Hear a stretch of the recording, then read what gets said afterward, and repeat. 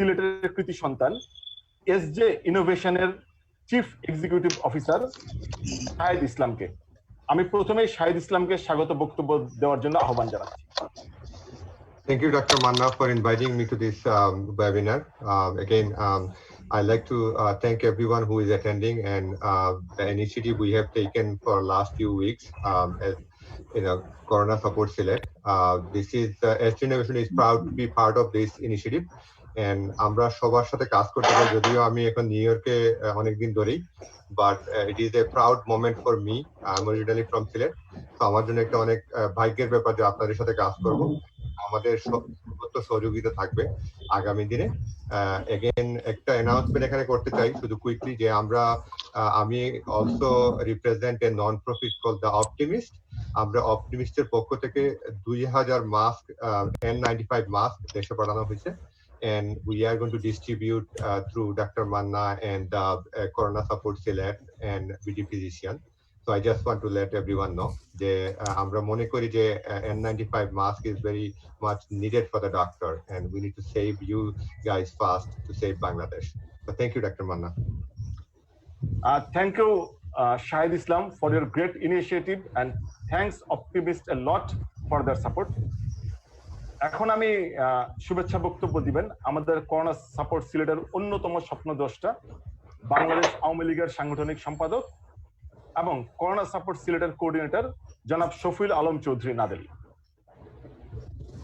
আসসালামু আলাইকুম, শুভ অপরাহ্ন। আসলে আমরা গত বেশ কিছুদিন ধরেই করোনা ভাইরাসের পর থেকে, এটা সিলেটে নয়, যদিও আমরা এটা সিলেটের মানুষের জন্য এই সেবাটা প্রথমে চালু করেছি, এবং আমি প্রথমেই কৃতজ্ঞতা জানাই আমাদের ভাই এবং এসজে ইনোভেশনের যিনি নিউ ইয়র্কে থেকেও শত ব্যস্ততার মধ্যে তার এই সিলেটের জন্য, সিলেটের মানুষের জন্য আমাদেরকে যে সাপোর্টটা শহীদুল ইসলাম দিয়েছেন, এবং বিশেষ করে মান্না এবং তার টিম এবং আমাদের অনেক শ্রদ্ধেয় চিকিৎসক যারা এই প্রক্রিয়ার সঙ্গে বা আমাদের এই উদ্যোগের সঙ্গে যুক্ত হয়েছেন, তাদেরকে আমি কৃতজ্ঞতা জানাই। আমরা চাই যে মানুষকে এই মুহূর্তে কিছুটা হলেও তাকে চিকিৎসা সেবা দেওয়ার, এবং এই জায়গায় আমাদের যে চিকিৎসকরা আমাদের এই উদ্যোগটার সঙ্গে সম্পৃক্ত হয়েছেন, আমি মনে করি যে আমরা সকলে মিলেই একটা টিম, এবং আমরা এই করোনা সংকটকালীন সময়ে আমরা মানুষের দোরগোড়ায় কিছুটা হলেও আমরা চিকিৎসা সেবার দিতে চাই, এবং আমরা এই কাজটা করার জন্য যারা যারা আমাদেরকে সহযোগিতা করেছেন আমরা প্রত্যেকেই ধন্যবাদ এবং কৃতজ্ঞতা জানাই।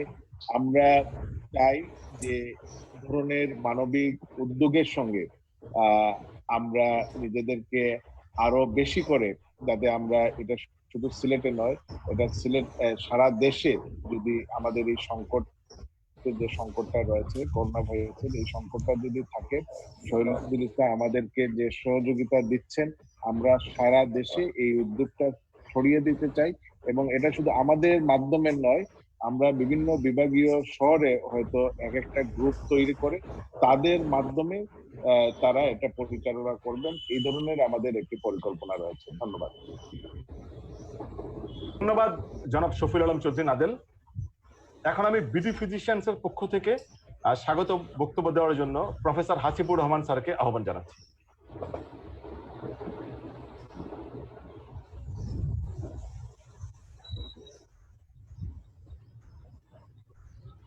প্রফেসর হাসিবুর রহমান স্যার, আপনি শুনতে পাচ্ছেন?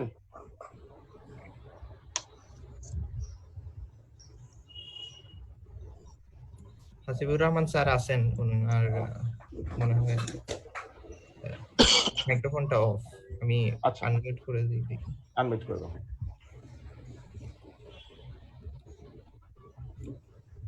স্যার আপনি কি শুনতে পাচ্ছেন? হাসিবুর রহমান স্যার? আমি শুনতে পাচ্ছি, কিন্তু দেখতে পাচ্ছি না কি।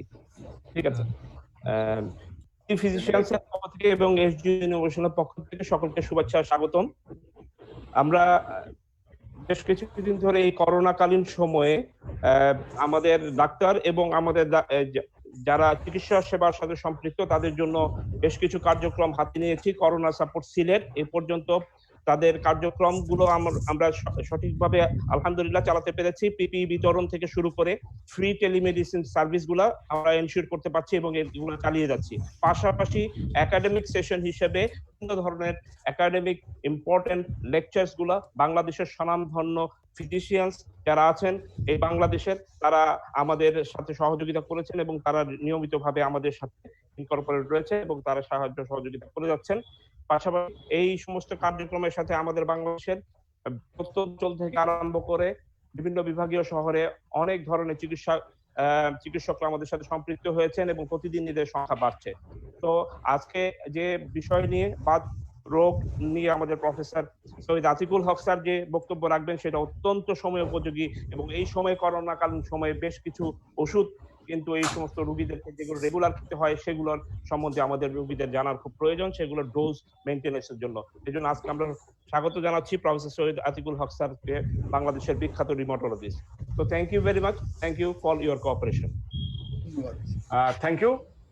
আর আমাদের sponsor company health care pharmaceuticals লিমিটেডের পক্ষ থেকে জনাব ভূপতি কুমার রয়, এক্সিকিউটিভ ডিরেক্টর, উনি যখন আসবেন উনি ওনার বক্তব্য দিবেন। তো প্রথমে আমি আমাদের আজকের প্রধান আলোচক প্রফেসর সৈয়দ আতিকুল হক স্যারকে আপনাদের সাথে পরিচয় করে দিই। প্রফেসর সৈয়দ আতিকুল হক উনি বর্তমানে অধ্যাপক হিসাবে অধ্যাপক রিউমেটোলজি বঙ্গবন্ধু শেখ মুজিব মেডিকেল বিশ্ববিদ্যালয়ে কর্মরত আছেন। উনি প্রাক্তন চেয়ারম্যান মেডিসিন বিভাগ বঙ্গবন্ধু শেখ মুজিব মেডিকেল বিশ্ববিদ্যালয়। উনি এশিয়া প্যাসিফিক অঞ্চলে রিউমেটোলজিস্টদের যে সংগঠন অ্যাপলার সেটা সভাপতি। উনি বাংলাদেশ রিউমেটোলজিক্যাল সোসাইটির প্রেসিডেন্ট। সোজা কথা, স্যারের প্রোফাইল বলতে যে হয়তো আমাদের পুরো প্রোগ্রাম শেষ করতে পারবো, আমরা আর প্রোফাইলে নেই যে সোজাসুজি সরাসরি প্রফেসর সৈয়দ আতিকুল হকের সাথে শুরু করি। আলোচনার আগে একটু আমরা স্যারের সম্বন্ধে একটু আগে জেনে নেই। প্রফেসর সৈয়দ আতিকুল হক স্যার, আপনি যদি আপনার জন্মস্থান বা আপনার জন্মের সময়কার স্মৃতি সম্বন্ধে কিছু বলেন, আমরা একটু শুরু থেকে শুরু করি। অনেক ধন্যবাদ। আমার জন্মস্থান হচ্ছে জকিগঞ্জ। তখন আমার জন্ম 1955 সালের সেপ্টেম্বরে। তখন আমার বাবা ছিলেন জকিগঞ্জ গভর্নমেন্ট স্কুলের হেডমাস্টার। সেই হিসাবে তখনই আমার ওখানে জন্ম হয়। আমার জন্মের পরে আমরা 9 মাস ওখানে থাকি। তারপরে আমার বাবা বদলি হয়ে বরিশালে চলে যান, বরিশাল জেলা স্কুলে মানে শিক্ষকের দায়িত্ব গ্রহণ করেন। আমরা সেখানে কাটাই কিছুটা বছর, 4 বছরের মতো। তারপরে সেখান থেকে তিনি আবার বদলি হয়ে চাটগাঁয় আসেন। আমি বলতে পারি যে এই চাটগাঁতেই মোটামুটি 1961 থেকে আমি এমবিবিএস পাশ করি 1980। এই পুরো সময়টা আমার চাটগাঁতেই অবস্থান, চাটগাঁতেই বড় হওয়া। আর এরপরে অবশ্য আমি পাশ করে যাওয়ার পরে আমার ইন্টার্নশিপ করি আমার তৎকালীন আইপিজিএমআরে। এরপরে চাকরিও বিভিন্ন সময় বিভিন্ন জায়গায় করেছি। আমি আবার সিলেটেও চাকরি করেছি। সিলেট মেডিকেল কলেজে আমি কার্ডিওলজির অ্যাসিস্ট্যান্ট প্রফেসরের দায়িত্ব পালন করেছি 1990 জানুয়ারি থেকে 91 এপ্রিল পর্যন্ত। এছাড়া এরপর আমি 91-তে আমি তদানীন্তন আইপিজিএমআরে বদলি হয়ে আসি। আইপিজিএমআর তো 1998-তে বঙ্গবন্ধু মেডিকেল বিশ্ববিদ্যালয় এটাকে আপগ্রেড করা হয়। আমি বলতে পারি যে এই প্রতিষ্ঠানে আমি 1991 থেকে আমি লাগাতার এখানে আছি এখন পর্যন্ত।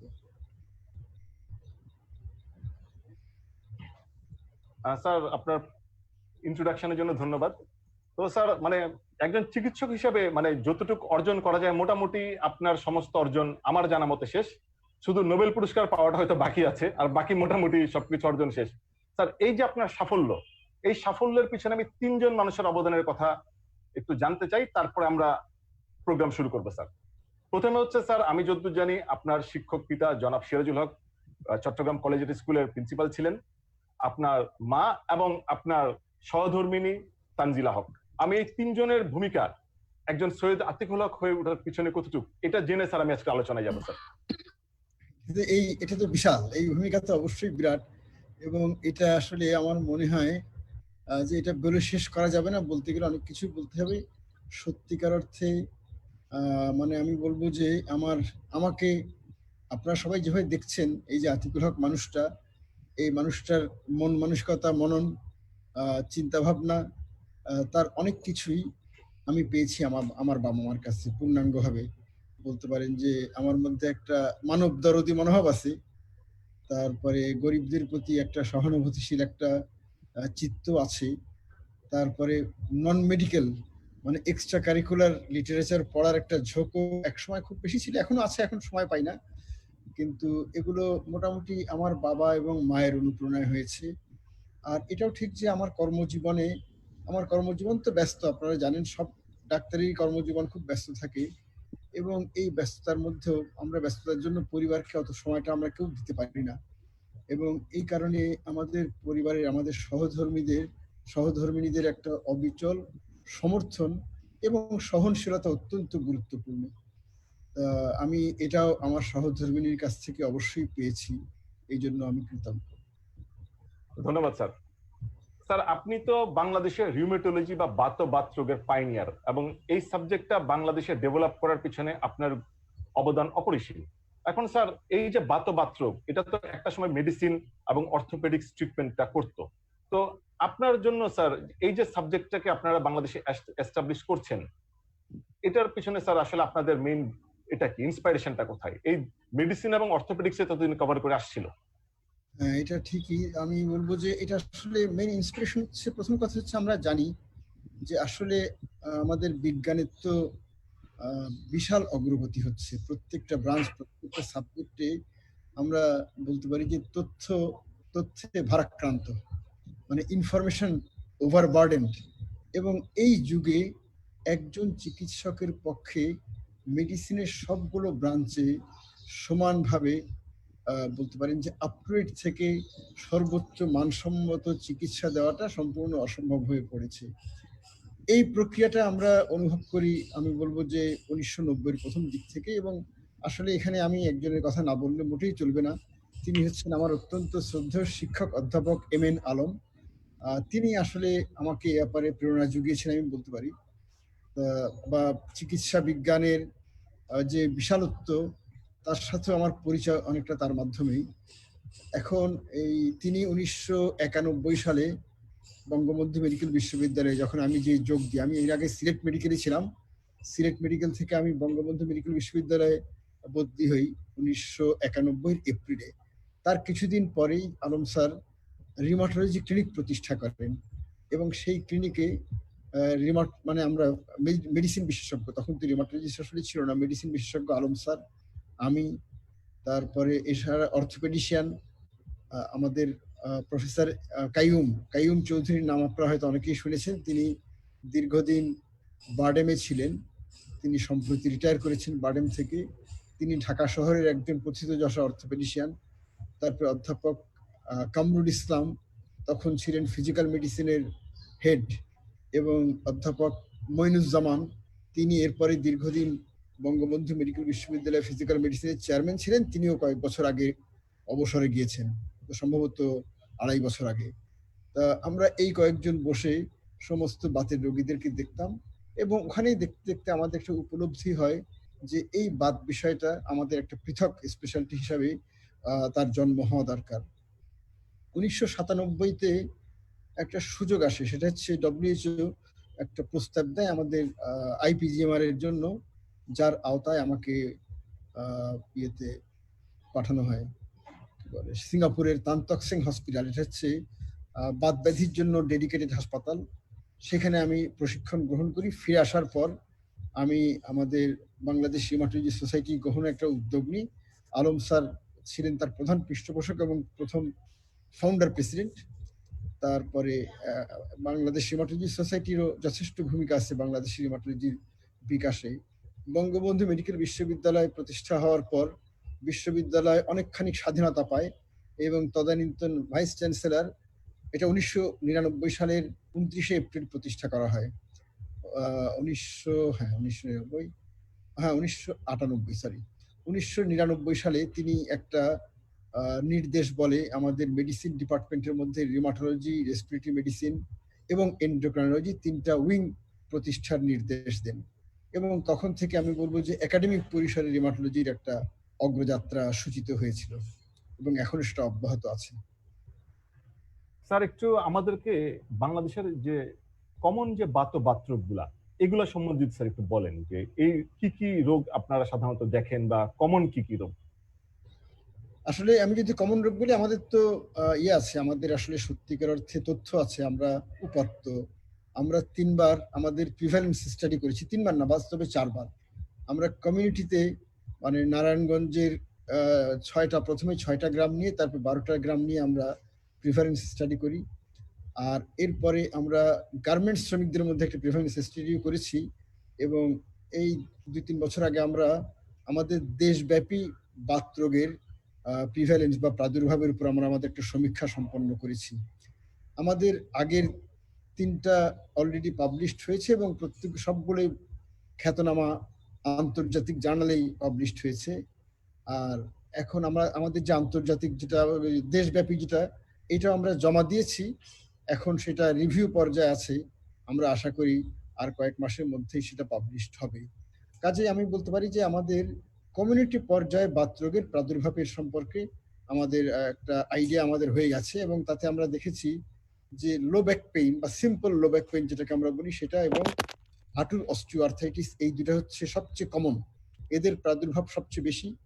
এরপরে আমরা বলবো সফট টিস্যু রিমাটিজম, তার মানে যেখানে আমাদের জয়েন্ট না, জয়েন্টের আশপাশের যেই তন্তুগুলো সেগুলো আক্রান্ত হয়, যেমন বার্সাইটিস, টেন্ডিনাইটিস, স্টেনোসাইনোভাইটিস, অ্যাডহেসিভ ক্যাপসুলাইটিস, এই ধরনের জিনিসগুলো, এগুলি হচ্ছে 3 নম্বর স্থানে।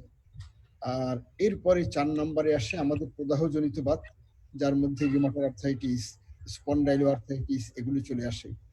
কিন্তু কমিউনিটিতে আসলে আমাদের কমিউনিটি পিকচার, আউটডোর পিকচার আর ইনডোর পিকচার, তার মধ্যে একটা বিশাল তফাৎ আছে। যেমন আমি যে বললাম যে কমিউনিটিতে যখন আমরা যাই তখন আমরা সবচেয়ে বেশি পাই হাঁটুর অস্টিওআর্থ্রাইটিস এবং লো ব্যাক পেইন এবং সফট টিস্যু রিউমাটিজম। কিন্তু যখন আমরা আমাদের আউটডোরে যখন বসি তখন কিন্তু ওই 3টা আমরা অত পাই না। মানে এই 3 রোগের রোগীরা আমাদের বঙ্গবন্ধু মেডিকেল বিশ্ববিদ্যালয়ের রিউমাটোলজি আউটডোরে খুব বেশি আসেন না, খুবই কম। কাজেই বলতে পারি যে আমাদের আউটডোরের চিত্রটা ভিন্ন। আমরা আউটডোরে সবচেয়ে বেশি পাই রিউমাটয়েড আর্থ্রাইটিস, তারপরে পাই স্পন্ডাইলোআর্থ্রাইটিস, তারপরে এসএলই, এই 3টাকে আমরা বলবো সবচেয়ে বেশি। আর আমি যদি আমার ভর্তি রোগী, ওয়ার্ডে ভর্তি রোগীর প্রাদুর্ভাবের দিকে চিন্তা করি, তাহলে সেখানে চিত্রটা আরো ভিন্ন। সেখানে এমনকি আমরা রিউমাটয়েড আর্থ্রাইটিস আর স্পন্ডাইলোআর্থ্রাইটিসও পাই না, সেখানে আমরা পাই প্রধানত জটিল ধরনের এসএলই, বিভিন্ন টাইপের ভাস্কুলাইটিস, তারপরে ডার্মাটোমাইট মানে রিফ্র্যাক্টরি ডার্মাটোমায়োসাইটিস। মানে আমরা আমাদের ওয়ার্ডে থাকে সবচেয়ে জটিল, সবচেয়ে কঠিন রোগগুলো, আবার যেগুলোর কিন্তু কমিউনিটিতে প্রাদুর্ভাব তুলনামূলকভাবে অনেক কম। স্যার, এই দেশে মোটামুটি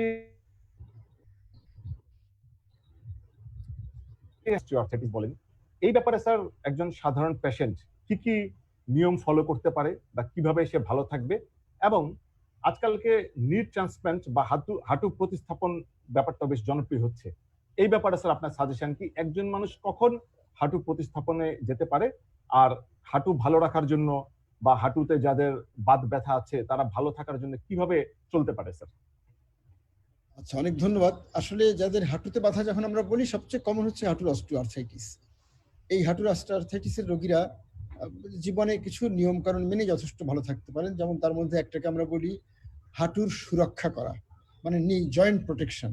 এই জয়েন্ট প্রোটেকশনের জন্য সিঁড়ি বেয়ে ওঠানামাটা একটা বেশ ক্ষতিকর, এটা না করা। হাঁটু গেড়ে নিচে বসা, মানে তেসরা করে নিচে বসা, এগুলিকে অ্যাভয়েড করতে হবে। আর এছাড়া হাঁটুর কতগুলো ব্যায়াম নিয়মিত করতে হবে। হাঁটুকে বেশিরভাগ সময় সোজা রাখতে হবে, কিন্তু ব্যায়ামের মধ্যে আবার কিছু ব্যায়াম আছে যেগুলিকে আমরা বলি রেঞ্জ অফ মোশন। মানে আমরা চাই যে একজন রোগীর হাঁটুটা ব্যথামুক্তও থাকবে, কিন্তু পাশাপাশি এটাও কিন্তু চাই যে হাঁটু সচলও থাকবে। এই সচল রাখার জন্য আবার হাঁটু ভাঁজ করারও দরকার। এই জন্য কতগুলো রেঞ্জ অফ মোশন এক্সারসাইজও আছে। হাঁটুর উপর যে আমাদের মাংসপেশি যেগুলো কাজ করে তাদের স্ট্রেংথেনিং এক্সারসাইজ, এই ধরনের কতগুলো ব্যায়াম করে, এবং আমাদের কিছু অ্যারোবিক যেমন হাঁটা, বাইসাইকেল চালানো, সাঁতার কাটা, এগুলো হচ্ছে অ্যারোবিক এক্সারসাইজ। এই সমস্ত এক্সারসাইজও হাঁটুর জন্য যথেষ্ট ভালো কাজ করে। আমরা বলবো যে এই হাঁটুর রোগীদের জন্য প্রধানত হাঁটুর সুরক্ষা, কিছু কিছু কাজ বর্জনীয়, যেমন বললাম যে সিঁড়ি দিয়ে ওঠানামাটা হচ্ছে প্রধান বর্জনীয় তালিকায় 1 নাম্বার। তারপরে নিচে পিঁড়িতে বসা, যেগুলিতে হাঁটু ভাঁজ করতে হয়, এই ধরনের কাজগুলো হচ্ছে বর্জনীয়। আর এছাড়া কতগুলো ব্যায়াম, এগুলো হচ্ছে প্রধান, এবং এগুলি দিয়ে একজন হাঁটুর অস্টিওআর্থ্রাইটিসের রোগী দীর্ঘদিন ভালো থাকতে পারে। এর জন্য আসলে মাঝে মধ্যে বেদনানাশক ছাড়া অন্য কোনো ওষুধের প্রয়োজনও হয় না। কিন্তু আমরা বলতে পারি যে, এবং এটাও ঠিক যে হাঁটুর রোগীদের জন্য আমরা কোপিং এর কথাও বলি, যে ব্যথার সাথে কোপ করা। মানে ব্যথা মানেই যে ড্যামেজ তা কিন্তু এখানে না। যেমন আমরা যদি বলি রিউমাটয়েড আর্থ্রাইটিস, সেখানে ব্যথা মানেই জয়েন্টের ড্যামেজ, কাজেই জয়েন্টের ড্যামেজকে প্রতিহত করতে গেলে আহ ব্যথাকে নিয়ন্ত্রণই করতে হবে। কিন্তু হাঁটুর অস্টিওআর্থ্রাইটিসের রোগীদেরকে আমরা বলবো যে হাঁটুর ব্যথার সাথে কিছুটা খাপ খাওয়ায় নেওয়া বা কিছুটা ব্যথা সহ্য করার একটা অভ্যাস গড়ে তোলা। তার জন্য কোপিং এর বেশ কিছু সুনির্দিষ্ট নিয়ম কানুন আছে, যেমন ব্যথা যখন থাকবে তখন মনকে ডাইভার্ট করার চেষ্টা করা, মানে যেগুলো আনন্দ দেয় সেই ধরনের কাজে বেশি করে এঙ্গেজ করা নিজেকে, যে কাজগুলো বিরক্তি উৎপাদন করে সেগুলোকে এড়িয়ে চলা। তারপরে সোশ্যাল নেটওয়ার্কিং এবং নেটওয়ার্কে এটার জন্য ব্যবহার করা। তারপরে বলা হয় ডিস্ট্রাকশন, যে মানে ইমেজারি ব্যবহার। যখন হাঁটুতে বেশি ব্যথা হচ্ছে তখন এমন কিছু একটা কল্পনা করা, কল্পনার মধ্যে নিয়ে আসা, যেটা তার এই রোগীর পূর্ব অভিজ্ঞতায় মনে হয় যে তার বেশ তার ভালো লেগেছিল। যেমন হয়তো ভ্যান গগের ছবি, সেই যে সানফ্লাওয়ার দেখতে তার ভালো লাগে, তখন তিনি সানফ্লাওয়ারটাকে কল্পনার মধ্যে নিয়ে আসতে পারেন। অথবা তার হয়তো ছোটবেলায় কোনো একটা কবিতা ভালো লেগেছিল, সেই কবিতাটা মুখস্থ করলেন এবং ব্যথার সময় সেটা মনে মনে আওড়ালেন। অথবা হয়তো তিনি অত্যন্ত ধার্মিক কোরআন তেলাওয়াত করা পছন্দ করেন, সেই সময় তিনি কোরআন তেলাওয়াত করলেন। এইসব করে ইমেজারি এবং ডিস্ট্রাকশন টেকনিক্স এসব ব্যবহার করে তারা থাকতে পারেন, মানে ব্যথার সাথে খাপ খাপকে বা যথেষ্ট কম কষ্টে নিজেদেরকে সচল রাখতে পারেন। তাদের সচল থাকাটা ইম্পর্টেন্ট। কাজ করে যাওয়াটা, অল্প কিছু সীমাবদ্ধতা মধ্যে সে তাদের নিজেদের জীবনের যাবতীয় এন্ডেভার তাদের চালিয়ে যাওয়া উচিত। এখন তোমার একটা প্রশ্ন ছিল যে কাদেরকে আমরা বলবো মানে জয়েন্ট সার্জারি, যার মধ্যে সবচেয়ে কমনলি করা হয় নি রিপ্লেসমেন্ট সার্জারি। তা এগুলির ক্যান্ডিডেট আমরা কাদেরকে বলবো? আমরা বলবো যে তাদেরকে আমরা ক্যান্ডিডেট বলবো যাদেরকে আমাদের ম্যাক্সিমাম কনজারভেটিভ চিকিৎসা দেওয়া হয়ে গেছে এবং সেই ম্যাক্সিমাম কনজারভেটিভ চিকিৎসা সত্ত্বেও কাজ হয়নি, ব্যথা কমেনি। এই ধরনের একটা শর্ত আমাদের থাকতে হবে। নাম্বার 2 হচ্ছে আমাদের এটা নিশ্চিত হতে হবে যে হাঁটুর সেই ব্যথার অন্য কোনো কারণ নাই। যাদেরকে আমরা হাঁটুর ব্যথা হিসাবে করি তাদের অনেকেরই দেখা যায় যে আলটিমেটলি হাঁটুর মিডিয়াল কম্পার্টমেন্টে থাকে আনসেরিন টেন্ডন, সার্টেরিয়াস, সেমি মেমব্রেনোসাস আর গ্রাসাইলিস, সেমি টেন্ডনোসাস আর গ্রাসাইলিস, এই তিনটা টেন্ডন তাদের একটা আবরণ থাকে বার্সা। সেই বার্সার প্রদাহের জন্য আমাদের দেখতে হবে যে এই বার্সাইটিস বা এই টেন্ডনগুলোর টেন্ডিনাইটিস না, এগুলি যথেষ্ট কমন এবং এগুলি প্রায় হাঁটুর অস্টিওআর্থ্রাইটিস হিসেবে ভুল হয়ে থাকে। তা তেমনি ভিন্ন কোনো কারণ যে নাই সেটা আমাদের শিওর হতে হবে। এটা হচ্ছে আমাদের 2 নম্বর পয়েন্ট। 3 নম্বর হচ্ছে সেই রোগীর যথেষ্ট ফাংশনাল ইম্পেয়ারমেন্ট থাকতে হবে। তার যে সামাজিক দায়িত্ব পালন, সামাজিক, পারিবারিক এবং তার ইমোশনাল যে দায়িত্ব পালনগুলো, ইমোশনাল রোল, এগুলোতে যথেষ্ট ব্যাঘাত ঘটছে। এটার জন্য আমরা একটা টুল ব্যবহার করি, তাকে বলা হয় ওম্যাক, ওয়েস্টার্ন অন্টারিও এবং ম্যাকমাস্টার ইউনিভার্সিটির ডিজাইন করা এই টুল।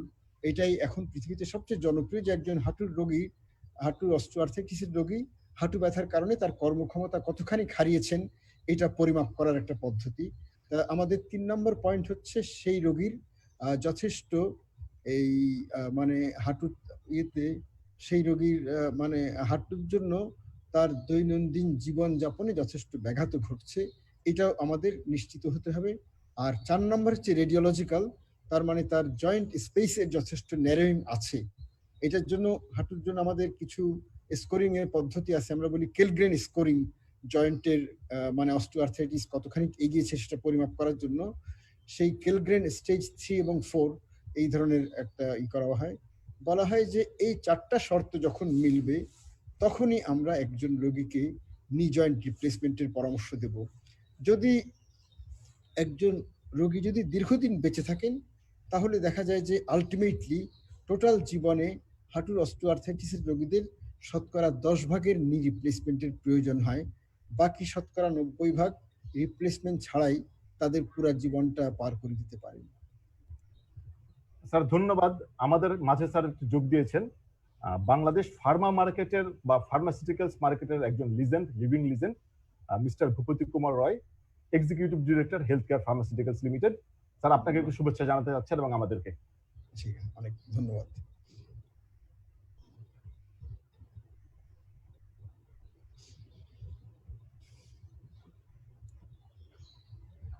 Sir, Mr. Bhupati Rai, please.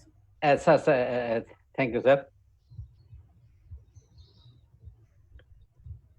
Please আপনি কন্টিনিউ করেন। জি আপনার স্যার, আজকের honourable learned speaker Professor Atikul Haq, Syed Atikul Haq, sir, Professor Department of Rheumatology, BSMMU, and respected physicians, organizers, and participants, warms greetings, Khosh Amdad and Holy Ramadan. It is to be mentioned here that a great initiative has been taken by the BD physicians and Corona Support Select for arranging such a wonderful and time-demanding scientific program during this COVID-19 pandemic situations. It is an honor and privilege for me to express my gratitude and thanks to the organizers for giving us the opportunity to work as a scientific partner and sponsor this wonderful scientific event. Thanks to the organizers. It is an honor and privilege for me to express my gratitude and thanks to the participants and the scientific partner and the panel of experts and the participants. Healthcare Pharma is committed to work with you as a scientific partner to arrange such an scientific program, web-based or even in a big event in future after COVID-19, for sharing your experience and thoughtful informations to the physicians. As you know, Healthcare Pharmaceutical Limited is the fourth largest pharma company in Bangladesh. We do have an international standard manufacturing facility, including our biologics like etanercept, adalimumab, oncology, and hormones, and so on. We have a strong international standard distribution network and cold chain infrastructure throughout the country to support the physicians and patients. Our strength is our quality practice in every steps of our operations, whether it is manufacturing, it is quality control, marketing and communication with healthcare professionals, and distribution of our products. We got accreditation from the reputed international bodies like Therapeutic Goods Administration Australia, and also the National Pharmaceutical Regulatory Agency of Malaysia, and we are on the process of accreditation from US FDA and European Union. Currently, we have footprints in more than 25 countries where we are exporting our quality products and earning foreign currency for the country. We would like to express my sincere thanks and gratitude, especially to the learned speaker of today's scientific seminar, Professor Atikul Haq sir, for his in-depth and vibrant presentation on the topic. My special thanks to the telemedicine team of BD physicians, Professor Dr. Dilip Kumar Roy, nephrologist, renowned nephrologist of the country, Professor Mahmoud Shahabuddin, head of the Department Cardiology, Salimullah Osmani Medical College Hospital, Abu Yusuf Bhoya, Professor Hasibur Rahman, head of the Department Skin BD, Mymensingh Medical College, Associate Professor Tawhidul Islam Imdad, Jalalabad Rajiv Rabia Hospital, Dr. Ehsanul Haq Khan, Chief Consultant Infectious Disease Hospital, Sylhet, Shafiul Azam Chaudhary, Coordinator of Corona Sylhet Support, and Mr. Shahid Islam, CEO, SJ Innovation. Thank you, sir. Thank you for your time and support for the program. Thank you very much. Thank you mister Bhupati Kumar Roy. Sir, আপনার জন্য কিন্তু অনেক question already জমে গেছে। তাই হ্যাঁ sir, আপনি হাঁটু ব্যথা নিয়ে যেহেতু কথা বলছিলেন, ডক্টর রুহুল কবিরের একটা কোশ্চেন আছে স্যার ফিজিওথেরাপির ভূমিকা সম্বন্ধে স্যার, এবং অন্যান্য আর্থ্রাইটিসেও ফিজিওথেরাপির ভূমিকা, কারণ ফিজিওথেরাপি স্যার এখন তো অনেক জনপ্রিয় একটা ইভেন্ট।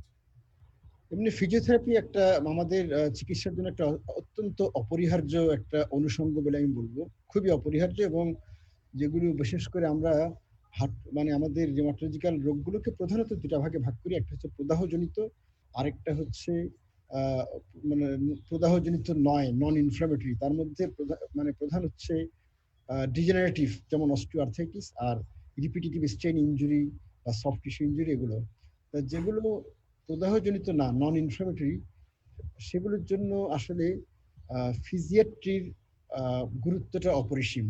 মানে আমরা বলতে পারি যে সেখানে ফিজিয়াট্রির গুরুত্বটাই সবচেয়ে বেশি, এমনকি আমাদের রিউমাটোলজির চেয়ে বেশি সেখানে। এবং সেখানে সেই গুরুত্বটা কিভাবে আসবে, এই যেমন আমি বললাম যে হাঁটুর জন্য কিছু নিয়ম কানুন মানতে হবে, জয়েন্টের সুরক্ষা করা। এই জয়েন্টের সুরক্ষা করাকে যদি আমরা খুব স্ট্রাকচার্ড অবস্থায় যদি এগিয়ে নিতে চাই, তাহলে সেখানে আমাদের ফিজিয়াট্রি একটা গুরুত্ব আছে। আর এর জন্য বেশ কিছু ব্যায়ামের প্রয়োজন আছে। সেই ব্যায়ামগুলো অবশ্যই, এই ব্যায়ামগুলো রোগীকে শেখানোর দায়িত্বটা প্রধানত ফিজিয়াট্রিস্টদের। আর তাছাড়া আমি বলবো যে কিছু কিছু পদ্ধতি আছে যেগুলো ইয়েতে মানে যেগুলোর আমাদের হাঁটুর অস্টিওআর্থ্রাইটিসে কিছু ভূমিকা আছে বলে বলা হয়। যেমন একটা হচ্ছে প্যাটেলার টেপিং, মানে প্যাটেলাকে টেপ করা। যাদের মিডিয়াল কম্পার্টমেন্ট অস্টিওআর্থ্রাইটিস, বেশিরভাগের ক্ষেত্রে মিডিয়াল কম্পার্টমেন্ট অস্টিওআর্থ্রাইটিস হয়, মানে টিবিওফিবুলার কম্পার্টমেন্ট, মানে ফেমোরোটিবিয়াল কম্পার্টমেন্ট। তাদের জন্য বলা হয় যে মিডিয়াল টেপিং অফ প্যাটেলা, মানে এমন ভাবে টেপটা লাগানো যে প্যাটেলাকে একটু মিডিয়াল সাইডে পুশ করবে। এই ধরনের টেপিং এর জন্য যেই হাঁটুর যে ব্রেসটা ব্যবহার করা হয়, তার মাঝখানে প্যাটেলা শেপে একটা গ্যাপ থাকে, সেই গ্যাপে বসিয়ে ওটাকে মিডিয়ালি জেন্টলি পুশ করে ওটাকে সেট করা হয়। আর ঠিক তেমনি বলা হয় যে জুতার জন্য ওয়েজেড ইনসোল, মানে মিডিয়াল কম্পার্টমেন্ট অস্টিওআর্থ্রাইটিসের জন্য, নি অস্টিওআর্থ্রাইটিসের জন্য দেওয়া হয় ল্যাটারাল ওয়েজিং ইনসোল। মানে আপনারা সবাই দেখবেন যে আমরা যতই হাঁটাহাঁটি করি এক জোড়া জুতা নিয়ে, দ্রুত কিন্তু ক্ষয় হয় সেই ল্যাটারাল কম্পার্টমেন্টটা। তা সেই ল্যাটারাল কম্পার্টমেন্টে যদি একটা ইনসোল দেওয়া হয়, তাহলে তাতেও মানে রোগীরা ব্যথা থেকে অনেক উপকার পান। এগুলি নিয়ে যথেষ্ট গবেষণা হয়েছে। এগুলো অস্টিওআর্থ্রাইটিসের প্রোগ্রেশনকে বন্ধ করে কিনা সেটা নিয়েও গবেষণা হয়েছে এবং দেখা যাচ্ছে না আসলে তারা প্রোগ্রেশন, মানে যে প্রোগ্রেসিভ জয়েন্ট স্পেস ন্যারোইং যেটা, ওটা তারা থামায় না, কিন্তু তারা ব্যথা কমাতে যথেষ্ট সাহায্য করে এবং একজন রোগীর জীবনের মানটাকে ইমপ্রুভ করার জন্য বা ওবেককে ইমপ্রুভ করার জন্য অনেক সাহায্য করতে পারে। কাজে এই দুটা জিনিস, এই যে বললাম মিডিয়াল টেপিং অফ প্যাটেলা এবং ল্যাটারাল ওয়েজিং অফ দ্য ইনসোলস, এই জিনিসগুলো কিন্তু করতে হবে আসলেই মানে ফিজিয়াট্রিস্টদের। এগুলো আমাদের পক্ষে এগুলি করা সম্ভব না, আমরা সেই বিষয়ে জ্ঞান অর্জন করার কোনো চেষ্টাও করি না। একটা বিশাল ফিল্ড এগুলো প্রত্যেকটাই। এটাকে কেউ কেউ ফিজিয়াট্রির একটা ব্রাঞ্চ হিসাবে বলে থাকেন। অর্থোটিস্ট্রি এবং অ্যাসিস্টিভ ডিভাইস টেকনোলজি একটা আলাদা ব্রাঞ্চ কিন্তু। এবং এই অর্থোটিস্ট্রির উপর মানে যে অর্থোটিস্ট্রিতে ব্যবহার করা হবে সেই নি ব্রেস, তারপরে ওয়েজেড ইনসোল, এগুলোর জন্য ইউকেতে মানে গ্রাজুয়েশন কোর্স হচ্ছে 4 বছরের কোর্স। কাজেই বুঝতে পারেন যে এগুলো বিশাল কোর্স। এগুলো মানে আমাদের যারা ফিজিয়াট্রিস্ট এবং তাদের সহকর্মী ফিজিওথেরাপিস্ট, তাদেরই এই দায়িত্বগুলো পালন করতে হবে। এর পাশাপাশি অবশ্য আমি বলবো যে অনেকগুলো জিনিস ব্যবহার করা হয় হাঁটুর অস্টিওআর্থ্রাইটিসে, এগুলো আমাদের দেশেও হচ্ছে, ভারতেও হচ্ছে, যেগুলোর বিজ্ঞানসম্মত মানে কার্যকারিতার অতটা প্রমাণ নাই। যেমন এই যে ultrasound therapy, short wave diathermy, এই ধরনের বেশ কিছু চিকিৎসা দেওয়া হয়, সেগুলোর কিন্তু কার্যত খুব উপকার নাই। মানে আমাদের দেশে আমাদের বেশিরভাগ মানুষ ফিজিওথেরাপি বলতে যেই জিনিসগুলো বুঝে থাকেন, এবং দুর্ভাগ্যক্রমে আমাদের ডাক্তারদেরও অনেকে কিন্তু ফিজিওথেরাপি বলতে ওগুলোকেই বুঝেন, এই যে shake, ultrasound, short wave diathermy, এগুলোকেই বুঝেন। এগুলোর কিন্তু বিজ্ঞানে প্রমাণিত তেমন কোনো ভূমিকা নাই, কিন্তু বিশাল ভূমিকা আছে ফিজিওথেরাপির আমাদের এই বাতের চিকিৎসাতে। ঠিক তেমনি যদি আমি বলি যে আপনার মানে আমাদের যে সমস্ত, আমি বললাম সফট টিস্যু রিউমাটিজম, আরেকটা অত্যন্ত common type of rheumatic disorder, যার মধ্যে থাকবে অ্যাকিলিস টেন্ডিনাইটিস, প্লান্টার ফাসাইটিস, তারপরে ডিকোয়ারভেন স্টেনোসাইনোভাইটিস, টেনিস এলবো, গলফার্স এলবো। তা এই যে জিনিসগুলো, এগুলোর জন্য কিন্তু সেই পার্টের একটা রেস্টের দরকার। তারপরে তাদের স্ট্রেচিং এক্সারসাইজ টেন্ডনগুলোর জন্য, তারপরে টেন্ডনগুলোর যে মাসেল, সেই মাসেলের স্ট্রেংথেনিং এক্সারসাইজ, এই ধরনের বেশ কিছু জিনিস আছে। এবং এই এক্সারসাইজগুলোরও বলা হয় যে সুপারভাইজড এবং গ্রেডেড এক্সারসাইজ করানো উচিত। তো এই জিনিসগুলো সত্যিকার অর্থে আমাদের ফিজিওথেরাপিস্টদের উপরেই দায়িত্বটা বর্তায়। তার মানে আমি বলবো যে সুষ্ঠুভাবে দায়িত্ব পালন করলে এই রোগগুলোর, মানে যেগুলো নন ইনফ্লামেটরি রিউমেটিক ডিসঅর্ডার, সেগুলোর চিকিৎসার বার্ডেনটা সিংহভাগ পড়বে ফিজিয়াট্রিস্ট এবং ফিজিওথেরাপিস্টদের উপর। এবং আমি অবশ্যই এখানে যদি থাকেন, তাদেরকে অবশ্যই আমি অনুরোধ করব তাদেরও এই বিষয়টাতে বিশেষ মনোযোগ দিতে হবে এবং যেই পদ্ধতিগুলো বিজ্ঞানে প্রমাণিত সেগুলোকে, তাদের ব্রাঞ্চের সেগুলোকে এগিয়ে নিয়ে যাওয়ার জন্যই চেষ্টা করতে হবে। কারণ আমরা কখনো কখনো দেখি যে ফিজিয়াট্রিস্টরা মানে মেডিসিন বিশেষজ্ঞদের মতোই একটা ব্যথার ওষুধ, তার সাথে ঘুমের ওষুধ, একটা ভিটামিন, এগুলো দিয়ে বিদায় করে দিচ্ছেন। তাতে কিন্তু সত্যিকার নিজের বিষয়টার প্রতি সুবিচার করা হয় না, বা নিজের বিষয়টাকে যে উপরে তুলে ধরা, যে ফিজিয়াট্রি একটা বিশাল যে বিজ্ঞান, এটাকে যে উপরে তুলে ধরা, সেটাও কিন্তু যথার্থভাবে হয় না। কাজেই আমি বলবো যে এখানে যদি ফিজিয়াট্রিস্ট থাকেন, আমি বলবো যে তাদের অনুরোধ করবো যে তাদের বিজ্ঞানটাকে ওনাদের এগিয়ে নিতে হবে, তাকে এক্সপান্ড করতে হবে এবং তাকে তার স্বীয় মর্যাদায় দেশে প্রতিষ্ঠিত করতে হবে।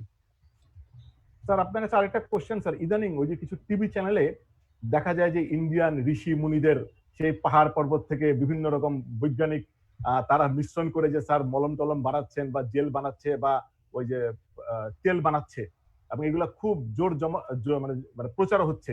বিভিন্ন সুপারস্টার জ্যাকি শ্রফ, গোবিন্দ রাও পর্যন্ত দেখলাম যে স্যার এগুলোর প্রচার করে বেড়াচ্ছে। তো স্যার আসলে এইসব যে মালিশের তেলের আপনি রোল কিরকম দেখেন স্যার, বা আপনি কিরকম, আপনার অভিজ্ঞতা কেমন? মানে আসলে অভিজ্ঞতার বিষয়ে আমি বলবো না, আমি তো একটা ক্ষুদ্র ব্যক্তি, আমার অভিজ্ঞতার এমন কোনো মূল্য নাই। মানে অভিজ্ঞতা অর্জনের আসলে সঠিক মানে সত্তাটা হচ্ছে বিজ্ঞান। কাজেই আমার বিজ্ঞানের অভিজ্ঞতার উপরই আমার নিজেকে সমর্পণ করতে হবে আর কি। তা এগুলো কোনোটাই আসলে বিজ্ঞানের কষ্টি পাথরে উত্তীর্ণ না। এবং আমি একটা কথা মাঝে মধ্যে বলে থাকি, আমার পরিচিত মহলেও বলি, যখনই কোনো একটা সমস্যা আছে তখন তাকে আবর্তন করে কিছু সমাধান আসে, তার মধ্যে কিছু হচ্ছে বিজ্ঞান ভিত্তিক, আর কিছু আসে যেগুলো গুজব, যেগুলো মানুষের মন গড়া বা ব্যক্তিগত বা অপবাণিজ্য থেকে উৎসরিত যে জিনিসগুলো ঘটনাচক্রে, সেগুলো কিন্তু অনেক দ্রুত আসে। বিজ্ঞানের বার্তাগুলো আসতে একটু সময় নেয়, সেগুলো অনেক দ্রুত আসে, সেগুলো মানুষের জন্য সহজবোধ্য, সেগুলো আকর্ষণীয়, চাকচিক্যময়, কাজেই মানুষ সেগুলো বেশি গ্রহণ করে। আর বিজ্ঞানের গুলো দুর্বোধ্য, আসতে সময় লাগে, জটিল, এজন্য মানুষ সেগুলো গ্রহণ করতে চায় না। আমাদের কিন্তু খেয়াল রাখতে হবে, আমরা চিকিৎসক হিসেবে বিজ্ঞানের পূজারী, আমাদের বিজ্ঞানকে অ্যাডভান্স করতে হবে, আমাদের বৈজ্ঞানিক চিকিৎসা পদ্ধতিগুলিরই প্রচার করতে হবে, এবং অবৈজ্ঞানিক যেই ধরনের যে সমস্ত জিনিস প্রচার করা হয়, বলা হয়, সেগুলোকে আমাদের প্রতিহত করতে হবে, সেগুলোকে আমাদের জোরালোভাবে প্রতিহত করতে হবে। যদি জোরালোভাবে প্রতিহত না করে শুধু আমরা মুখ ফিরিয়ে রাখি, তাহলে বুঝতে হবে যে আমরা আমাদের ইমানের তৃতীয় স্তরে অবস্থান করছি। সেই তৃতীয় অবস্থান থেকে নিজেদেরকে আপগ্রেড করে আমাদের ইমানের প্রথম এবং দ্বিতীয় স্থানে আমাদের জায়গাটা করতে হবে। এগুলো কোনোটাই বিজ্ঞানে প্রমাণিত না, এবং এগুলো মানুষকে ভুল রাস্তায় নিয়ে যায়। সবচেয়ে খারাপ দিক হচ্ছে মানুষকে সঠিক চিকিৎসা থেকে ডাইভার্ট করে অন্যদিকে নিয়ে যায়, এবং রোগটাকে কিন্তু তার ক্ষতি অবারিতভাবে তার ক্ষতিটা চালিয়ে দেওয়ার সুযোগটা করে দেয়। স্যার অনেক কোশ্চেন অলরেডি চলে আসছে। স্যার একজন পেশেন্ট পার্টি আপনার সাথে আছেন, জনাব নাজমুল হক, উনার রাহাত, নাজমুল হককে একটু আনমিউট করো, উনাকে ডাইরেক্ট কোশ্চেন করতে দাও। হ্যাঁ জনাব নাজমুল হক, প্লিজ। আসসালামু আলাইকুম। আসসালামু আলাইকুম স্যার। ওয়ালাইকুম আসসালাম। আমার নাম নাজমুল হক। আমার ওয়াইফ শাহেদা রহমান চৌধুরী, তাকে নিয়ে কয়েকবার আপনার কাছে গিয়েছিলাম। সে এমসিটিডি পেশেন্ট, এবং সে আপনার কাছে যাওয়ার আগে ইন্ডিয়াতে গিয়েছিল, এবং আপনার সাথে দেখা করার পর একবার আমরা তান কিংস্টন হসপিটাল সিঙ্গাপুরে গিয়েছিলাম। তো সৌভাগ্যের বিষয় যেটা হলো যে আপনার কাছে যাওয়ার পর যে পরামর্শগুলো পেয়েছি, আমরা সিঙ্গাপুরে যেয়ে দেখলাম তারা ওইটাই এন্ডোর্স করেছিলেন, এবং তারা আপনাকে একটা চিঠি দিয়েছিলেন আপনার মনে আছে কিনা জানি না, হাতে লিখে 4 পৃষ্ঠা, যে এই পেশেন্টকে কিভাবে মনিটর করতে হবে। তো আপনার পরামর্শ অনুযায়ী আমরা ডাক্তার মতিউর রহমান সাহেব, আপনার ছাত্র, উনিও বিখ্যাত রিউমাটোলজিস্ট, আপনাদের দুজনের পরামর্শ অনুযায়ী 15 বছর ধরে আমরা চলছি। এখন যে বিষয়টা আমাদের সামনে আসছে, আমার ওয়াইফ কিন্তু ফুসফুসে তার ফাইব্রোসিস আছে, এবং এই কারণে আমরা তাকে নিয়ে খুব বেশি শঙ্কিত। আমার মেয়েও ডাক্তার, সে সিলেট উইমেন্স মেডিকেল কলেজে ডিউটি করে, কিন্তু তার ওই ফুসফুসের ফাইব্রোসিস থাকার ফলে সে হাইড্রোক্লোরোকুইনিন যে ওষুধটা সেটাও সে গ্রহণ করছে, যেটাকে রিকোনিল, যেটাকে বলা হচ্ছে যে করোনার একটা ওষুধ হিসাবে, কিন্তু সে তো গত 15 বছর ধরে সেই ওষুধটাও নিচ্ছে। কিন্তু এখন তাকে কি প্রিভেন্টিভ মেজার নিতে হবে, একটু যদি আপনি অনুগ্রহ করে বলেন স্যার। মানে করোনার জন্য? করোনার জন্য মানে করোনার জন্য আমি বলবো কি, ওনার প্রিভেন্টিভ মেজারটা বাকিদের চেয়ে ভিন্ন কিছু না। এক নম্বর হচ্ছে সোশ্যাল ডিস্টেন্সিং, যে কোনো মানে নিজের ঘরের মধ্যে যে সার্কেলটা আপন, তাদের মধ্যে যাদের কোনো লক্ষণ নাই তাদের কাছাকাছি তিনি অবশ্যই থাকতে পারবেন, কিন্তু এছাড়া বাইরের সমস্ত মানুষের কাছ থেকে সবসময় কমপক্ষে 2 মিটার দূরত্ব তার বজায় রাখতে হবে ওনার। তারপরে আপনার ধরেন ওনার এই যতখানি সম্ভব বাসায় থাকার চেষ্টা করতে হবে, বাসা থেকে বের না হয়ে। এবং যেহেতু ফাইব্রোসিস আছে, তাকে কি আর অন্য কোনো ওষুধ দিতে হবে স্যার? না, ফাইব্রোসিসের জন্য অন্য কোনো ওষুধের দরকার নাই। আসলে এমসিডিটির জন্য এমসিডিটি যাদের ফুসফুসের ফাইব্রোসিস হয় তাদের একটা সুবিধা হচ্ছে কি, তাদের ফাইব্রোসিসটা একটা পর্যায়ে যে থেমে যায়, এরপরে আর বেশি আগায় না। এটা হচ্ছে একটা বিরাট সুবিধা। তা এখন আপনি যখন এসে গেছেন, আমি আপনার স্ত্রীকে কাজে লাগিয়ে আমার আগের একটা বক্তব্যের সমর্থনে আমি যদি ব্যবহার করি, আপনার তো কোনো আপত্তি নাই? না স্যার। যেমন আমি বলবো যে এই এমসিডিটি রোগটার কিন্তু আজ থেকে 70 বছর আগে, এটাতে বলতে পারেন যে 10 বছরে বলা হয়। এমসিটিডিটা যদি একটু স্যার বলতেন জিনিসটা কি, কারণ অনেকে তো স্যার এটাকে বলা হয় মিক্সড কানেকটিভ টিস্যু ডিজিজ। এটা একটা রোগ, যেই রোগে রোগীর রেনল্ডস ফেনোমেনন থাকে, তারপর অ্যাক্রোস্ক্লেরোসিস মানে চামড়াগুলো টাইট হয়ে যাওয়া, আঙ্গুলের ডিসফেজিয়া থাকে, খাবার আটকে যাওয়া, আর গিরায় গিরায় ব্যথা থাকতে পারে, এবং মাংসের দুর্বলতা মানে মায়োসাইটিস, এই কতগুলো জিনিসের সমন্বয় জিনিসটা এই রোগটা তৈরি হয়। এবং এটার একটা ল্যাবরেটরি টেস্ট আছে, এবং টেস্টটা ইম্পর্টেন্ট। যদিও আমরা বলি যে আমাদের বেশিরভাগ রিউমাটিক রোগে আসলে টেস্টের চেয়ে ক্লিনিক্যাল ফিচার হচ্ছে বেশি ইম্পর্টেন্ট, এবং ক্লিনিক্যাল ফিচার যদি সব মিলে যায়, টেস্ট যদি নেগেটিভও হয়, তবু আমরা বলবো এটা সেই রোগ। যেমন রিউমাটয়েড আর্থ্রাইটিসের রোগী আমরা এনটিসিসিপি নেগেটিভ হলেও বলবো রিউমাটয়েড আর্থ্রাইটিস। অ্যাঙ্কাইলোজিং স্পন্ডিলাইটিস যদি স্যাক্রিলিয়াক জয়েন্ট নর্মালও থাকে, HLA-B27 যদি নেগেটিভও হয়, তবুও ক্লিনিক্যাল ফিচার সাজিচ্ছে বলে আমরা বলবো অ্যাঙ্কাইলোজিং স্পন্ডিলাইটিস। কিন্তু এমসিডিটির জন্য সেই টেস্টে একটা বিরাট গুরুত্ব আছে, এটাকে আমরা বলি NT-URNP। তা এখন এই সবগুলো মিলিয়ে এই রোগটা হয়। এই রোগটার 70 বছর আগে এই রোগটার রোগীরা 10 বছরে 80% মারা যেতেন। তার মানে 80% মানে প্রায় সবাই আলটিমেটলি। কিন্তু এখন এই যে আপনারা সবাই জানতে পারলেন যে ওনার স্ত্রী 15 বছর আছে, বছর হয়ে গেছে রোগটার, তিনি ইনশাল্লাহ এখনো জীবিত আছেন, এবং আমার দৃঢ় বিশ্বাস যে সংসারে কাজকর্ম করে যাচ্ছেন, তাই না? জি জি, উনি অ্যাক্টিভ উনি অ্যাক্টিভ জীবন যাপন করছেন। এটা কিন্তু আজ থেকে 50-60 বছর আগে কল্পনা করা যেত না। এবং এটা কেন সম্ভব হয়েছে? এটা সম্ভব হয়েছে এই কারণেই যে এটার যারা চিকিৎসা করেন তারা বিজ্ঞানের প্রতি নিষ্ঠাবান ছিলেন, এবং এই রোগীরাও বিজ্ঞানের পরামর্শগুলোকে অক্ষরে অক্ষরে মেনে চলেছেন। কারণ ওনাদের জন্য একটা বড় সুবিধা ছিল যে অস্টিওআর্থ্রাইটিস নিয়ে যেরকম প্রচুর রিউমার আছে, কমন রোগ, এমসিডিটি যেহেতু একটা রেয়ার রোগ, এটাকে নিয়ে বাজারে সেই ধরনের গুজবও নাই, মানে গুজব তাদেরকে বিভ্রান্ত করার সুযোগ পায়নি। আমি আগের প্রসঙ্গে একটু কথাটা একটু বলে নিলাম, যেহেতু উনি এখানে নাজমুল সাহেব এসে গেছেন। তা এখন আমি যেটা আপনাকে বলছিলাম যে এই লাংয়ের যে ফাইব্রোসিস, এটাকে আমরা বলি ডিপিএলডি, মানে ডিফিউজ প্যারেনকাইমাল লাং ডিজিজ বলে আখ্যায়িত করি।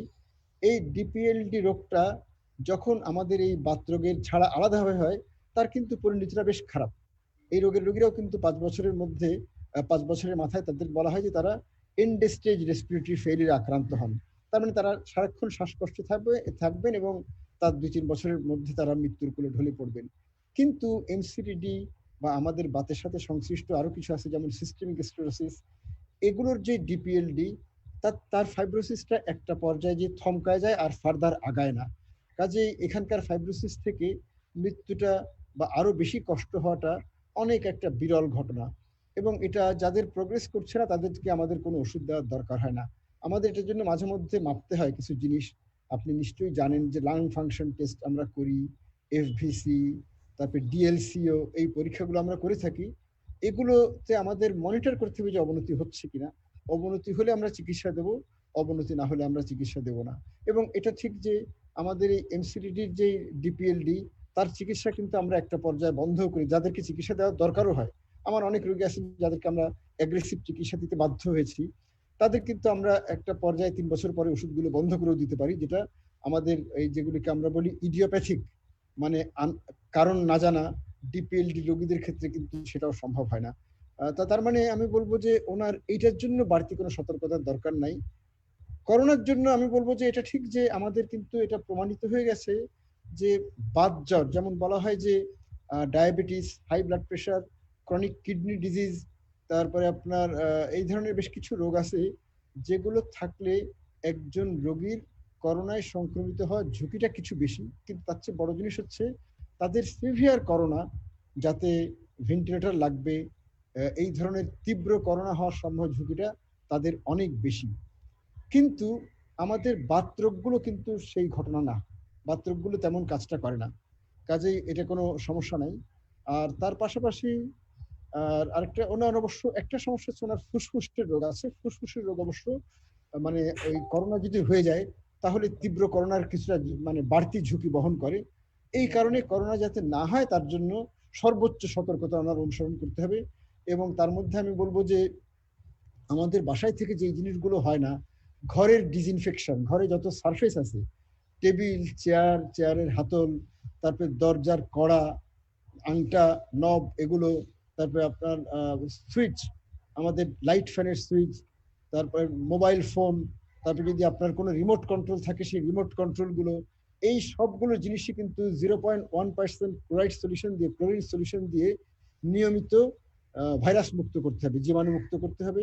এবং যখন তিনি এগুলো টাচ করবেন তার আগে এবং টাচ করার পরে 20 সেকেন্ড সাবান পানি দিয়ে হাত ধোবেন।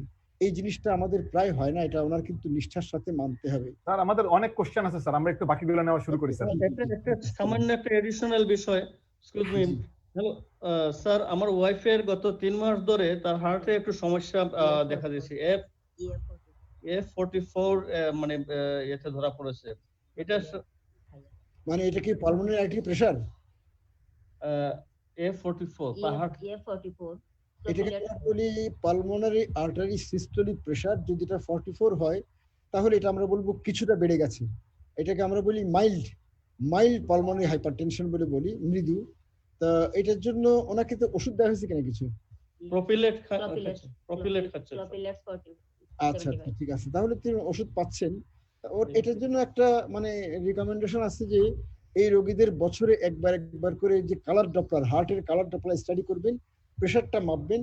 যদি প্রেশার যদি বাড়তে থাকে তাহলে আমাদের আরো ওষুধ যোগ করতে হবে, এবং সেই ওষুধগুলো সেই ব্যাপারেও পালমোনারি আর্টারি হাইপারটেনশনও কিন্তু খুব ভালো চিকিৎসা আজ থেকে 5 বছর আগেও ছিল না, 2015তেও ছিল না, কিন্তু এখন চমৎকার চিকিৎসা বের হয়েছে। এবং সেই চিকিৎসাগুলো দেওয়ার জন্য আমরা আমাদের মানে জ্ঞান ভান্ডার নিয়ে প্রস্তুত আছি। অসংখ্য ধন্যবাদ স্যার, আপনাকে অনেকদিন পরে দেখলাম, অসংখ্য ধন্যবাদ স্যার। প্রচুর কোশ্চেন স্যার, আমি তো স্যার আমি শুরু করি স্যার একটা আপনি স্যার একটা শর্টই অ্যানসার দিন, কারণ এরপর আমরা করোনা নিয়ে কথা বলতে হবে স্যার। আচ্ছা sir, when intra-articular steroid is given in knee osteoarthritis? Doctor Anol Chandra Das. আচ্ছা ধন্যবাদ। এই নি অস্টিওআর্থ্রাইটিস আমরা ইনজেকশন দিয়ে থাকি যখন আমরা দেখব যে একজন রোগীর হাঁটুর জন্য যে নিয়মগুলো বললাম সেই সব কিছু মেনে চলছেন এবং মেনে চলার সত্ত্বেও ব্যথা আছে, তখন আমরা তাদেরকে সচরাচর মানে প্যারাসিটামল দিয়ে থাকি। প্যারাসিটামলের কাজ না হলে আমরা এনএসআইডি দিই। যদিও একটা American association of orthopaedic surgeons একটা আছে, তারা তাদের গাইডলাইনে প্যারাসিটামলকে ব্যবহার করতে নিষেধ করেছে। তারা বলেছে প্রথমে এনএসআইডি, এবং এনএসআইডি মানে আইদার ন্যাপ্রক্সেন অথবা আইবুপ্রোফেন। প্রথমে এগুলো লো ডোজ, যেমন ন্যাপ্রক্সেন 250 মিলিগ্রাম টুয়াইস ডেইলি, তাতে যদি 4 সপ্তাহে উন্নতি না হয় তাহলে 500 মিলিগ্রাম টুয়াইস ডেইলি। এর সাথে সাথে রোগী সবগুলো নিয়ম মানতে থাকবেন, এবং নিয়ম মানা সত্ত্বেও যদি কাজ না হয়, এবং যদি রোগীর হাঁটুতে যদি আমরা মনে করি যে পালপেট করে কিছু ফ্লুইড আছে, তাহলে আমাদের সেখানে গ্লুকোকর্টিকয়েড ইনজেকশন দেওয়ার বিধান আছে, ইনজেকশন দেওয়া যাবে। এবং Sir, এই next question. injection এই ধরনের রোগীদের প্রয়োজনে 3 মাস পর পর দেওয়া যেতে পারে, 3 বা 4 মাস পর পর। স্যার এটা ফ্রম শিখা দাস, তার কোশ্চেন হচ্ছে sir, I M A psoriatic arthritis patient, currently I am taking tofacitinib and immunosuppressant. Should I continue taking this drug in this corona pandemic situation? হ্যাঁ, অবশ্যই, অনেক ধন্যবাদ, আপনি সুন্দর প্রশ্ন করেছেন। এমনি আপনার মানে জ্ঞাতার্থে একটা কথা বলতে পারি যে এখন কিন্তু সিভিয়ার মানে তীব্র করোনা চিকিৎসায় টোফানিবের ব্যবহার নিয়ে কিছু ট্রায়াল হচ্ছে। টোফাসিটিনিব না, তার আরেকটা জ্ঞাতি ভাই আছে যেটাকে আমরা বলি বারিসিটিনিব নিয়ে গবেষণা হচ্ছে।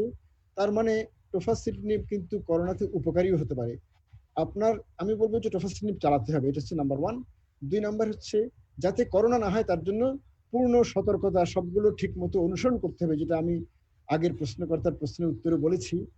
আর 3 নম্বর হচ্ছে এরপরে যদি করোনা হয় বা করোনার লক্ষণ কিছু দেখা দেয়, তখন এখন পর্যন্ত আমাদের রিকমেন্ডেশন হচ্ছে আপনার টোফাসিটিনিব সাময়িকভাবে বন্ধ করতে হবে এবং করোনাটা সম্পূর্ণ ভালো হওয়ার পর আবার শুরু করতে পারবেন।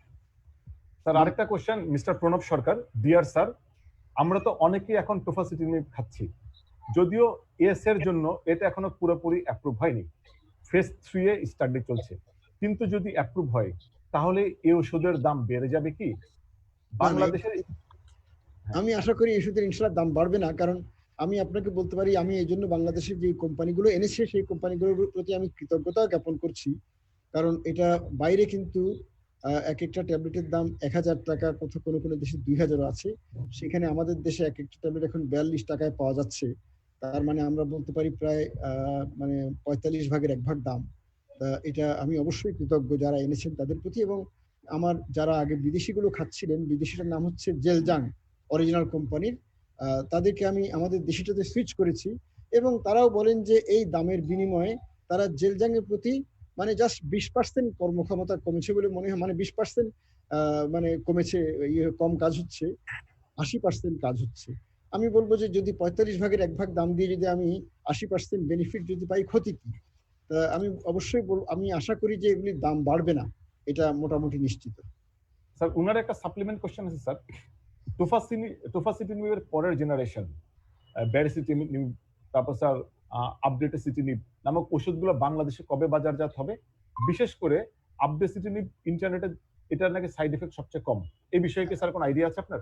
হ্যাঁ আছে অবশ্যই। উপাডাসিটিনিব, আসলে এটাকে আমরা বলি উপাডাসিটিনিবের পার্শ্ব প্রতিক্রিয়ার হারটা অবশ্যই কম, কারণ এটা স্পেসিফিক। যেমন আমরা বলি যে এইটা তো জেনাস কাইনেজ, টোফাসিটিনিব হচ্ছে ইনহিবিটর অফ জেনাস কাইনেজ 1, 2, 3 সবগুলো, কিন্তু উপাডাসিটিনিবের মধ্যে একটা বোধহয় সম্ভবত 3 কে ইনহিবিট করে এবং ওইটাই সবচেয়ে বেশি রেসপন্সিবল ফর রিউমাটয়েড আর্থ্রাইটিস।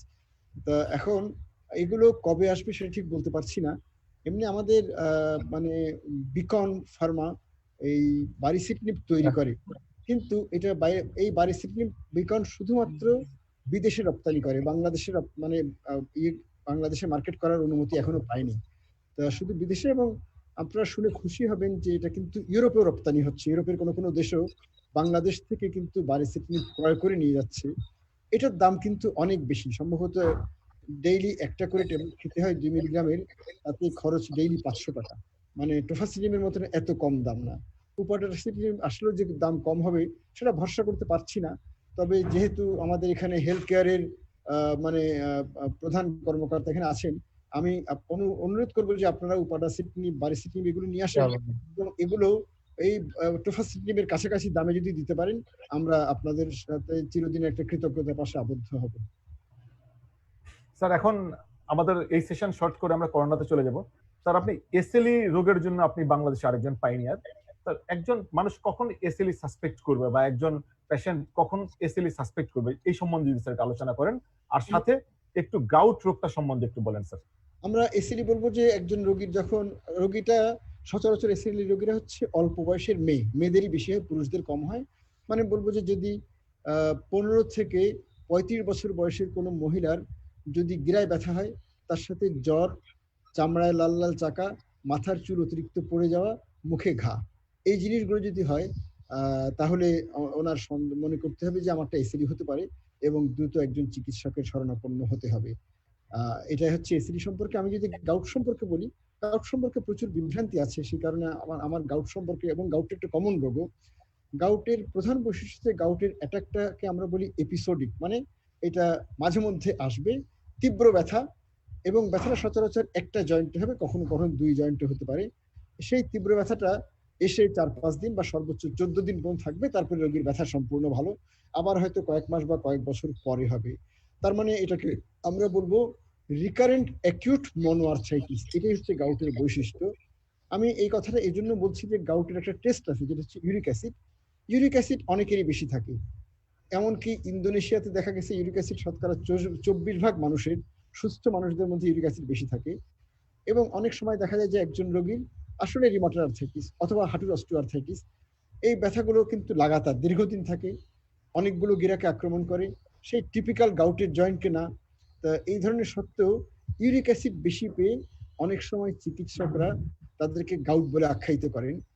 এটা কিন্তু একটা ভুল। আমি বলবো যে আপনাদের দেখতে হবে যে রোগীর ইউরিক অ্যাসিডও বেশি, কিন্তু তার সাথে টিপিক্যাল ক্লিনিক্যাল পিকচারটা আছে, মানে রিকারেন্ট অ্যাকিউট মনোআর্থ্রাইটিস, এই টিপিক্যাল পিকচারটা থাকতে হবে, তাহলে আমরা গাউট বলতে পারবো।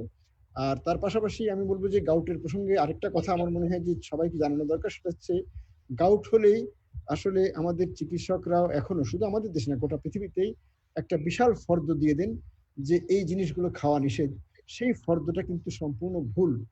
যেমন আমরা শুধু নিষেধ করব একজন গাউটের রোগীকে, বলবো যে কলজে, মগজ, কিডনি, গুর্দা এবং কোমল পানীয় মানে পেপসি, স্প্রাইট, কোক, এগুলো তার জন্য সম্পূর্ণ নিষেধ, মানে হারাম। তারপরে গরু, খাসি এবং ফলের জুস, এগুলি কম খাবেন, এগুলি পুরোপুরি নিষেধ না, এগুলি কম খাবেন। আর সবজি ইচ্ছা মতো খাবেন, সেই যে টমেটো, গাজর, শালগম, এগুলো সহ বরবটি ইচ্ছা মতো খেতে পারেন, এগুলি খাওয়ায় কোনো নিষেধ নাই। এই যে এগুলি হচ্ছে কতগুলো, এই জিনিসগুলো জানতে হবে। আর দুধ কিন্তু দুধ এবং দুধের ক্যালসিয়াম ইউরিক অ্যাসিড কমায়। অনেক গাউটের রোগী ডাক্তারদের ভুল পরামর্শে দুধ খাওয়া সম্পূর্ণ বাদ দিয়ে দেন, দুধ বরং উল্টা উপকারও করতে পারে। আমি এই বলে আমার গাউটের বক্তব্য শেষ করছি, ধন্যবাদ। খুবই মূল্যবান বক্তব্য স্যার, এবং আমাদের চিকিৎসকদের জন্য এটা একটা মাইলস্টোন বক্তব্য স্যার। স্যার এবার একটু করোনাতে ঢুকি। স্যার যদি একটু বলেন যে করোনা শব্দটা কি করে আমাদের হলো বা আমাদের এলো, করোনা এবং কোভিড এর উৎপত্তি বা এই শব্দের উৎপত্তি যদি স্যার একটু বলতেন। করোনা শব্দের উৎপত্তি হচ্ছে করোনা যে ভাইরাসটা, এই ভাইরাসটার শেপটা হচ্ছে দেখতে ক্রাউনের মতন, মাথার যে মুকুট সদৃশ, তার থেকে এই ভাইরাসটার নামকরণ করা হয়েছে। বোধহয় এই নামকরণটা আমার যতদূর মনে পড়ে বোধহয় 1967 সালে করা হয়েছে। আসলে করোনা ভাইরাস আছে, নানান ধরনের করোনা ভাইরাস আছে, যেমন আমাদের যে কমন কোল্ডটা হয়ে থাকে, সাধারণ সর্দি জ্বর, এটারও কিন্তু ভাইরাসটা একটা টাইপের করোনা ভাইরাস।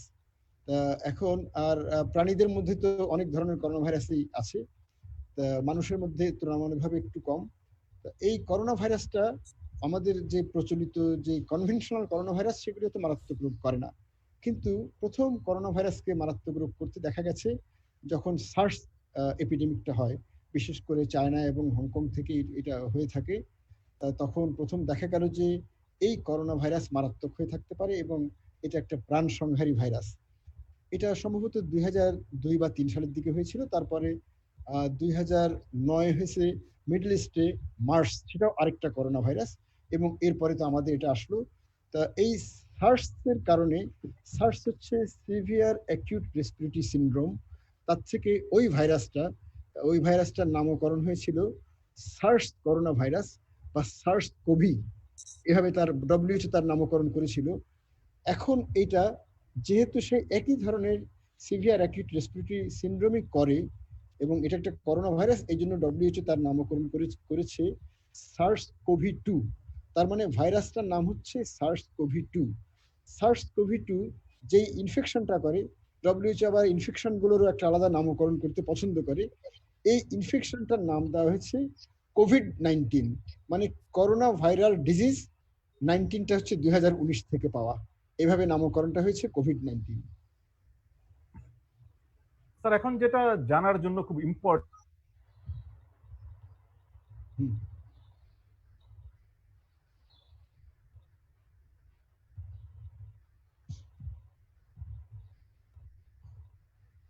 কথা শোনা যাচ্ছে না কিন্তু, আমার কথা কি আপনারা শুনতে পাচ্ছেন? জি স্যার, শোনা যাচ্ছে। আচ্ছা, তাহলে আমি বলে যাই, হ্যাঁ স্যার, করোনা রোগটা কিভাবে ছড়ায় স্যার, স্প্রেড কিভাবে করে? আচ্ছা, করোনাটা আর ছড়ায় স্যার একটা কনফিউশন আছে স্যার, করোনা বাতাসে থাকে এবং এটা কতক্ষণ বাতাসে থাকে, এটা কিভাবে ছড়ায়, এই নিয়ে অনেকের মাঝে স্যার অনেক কনফিউশন আছে স্যার, এটা ব্যাপারে যদি স্যার একটু ক্লিয়ার করেন।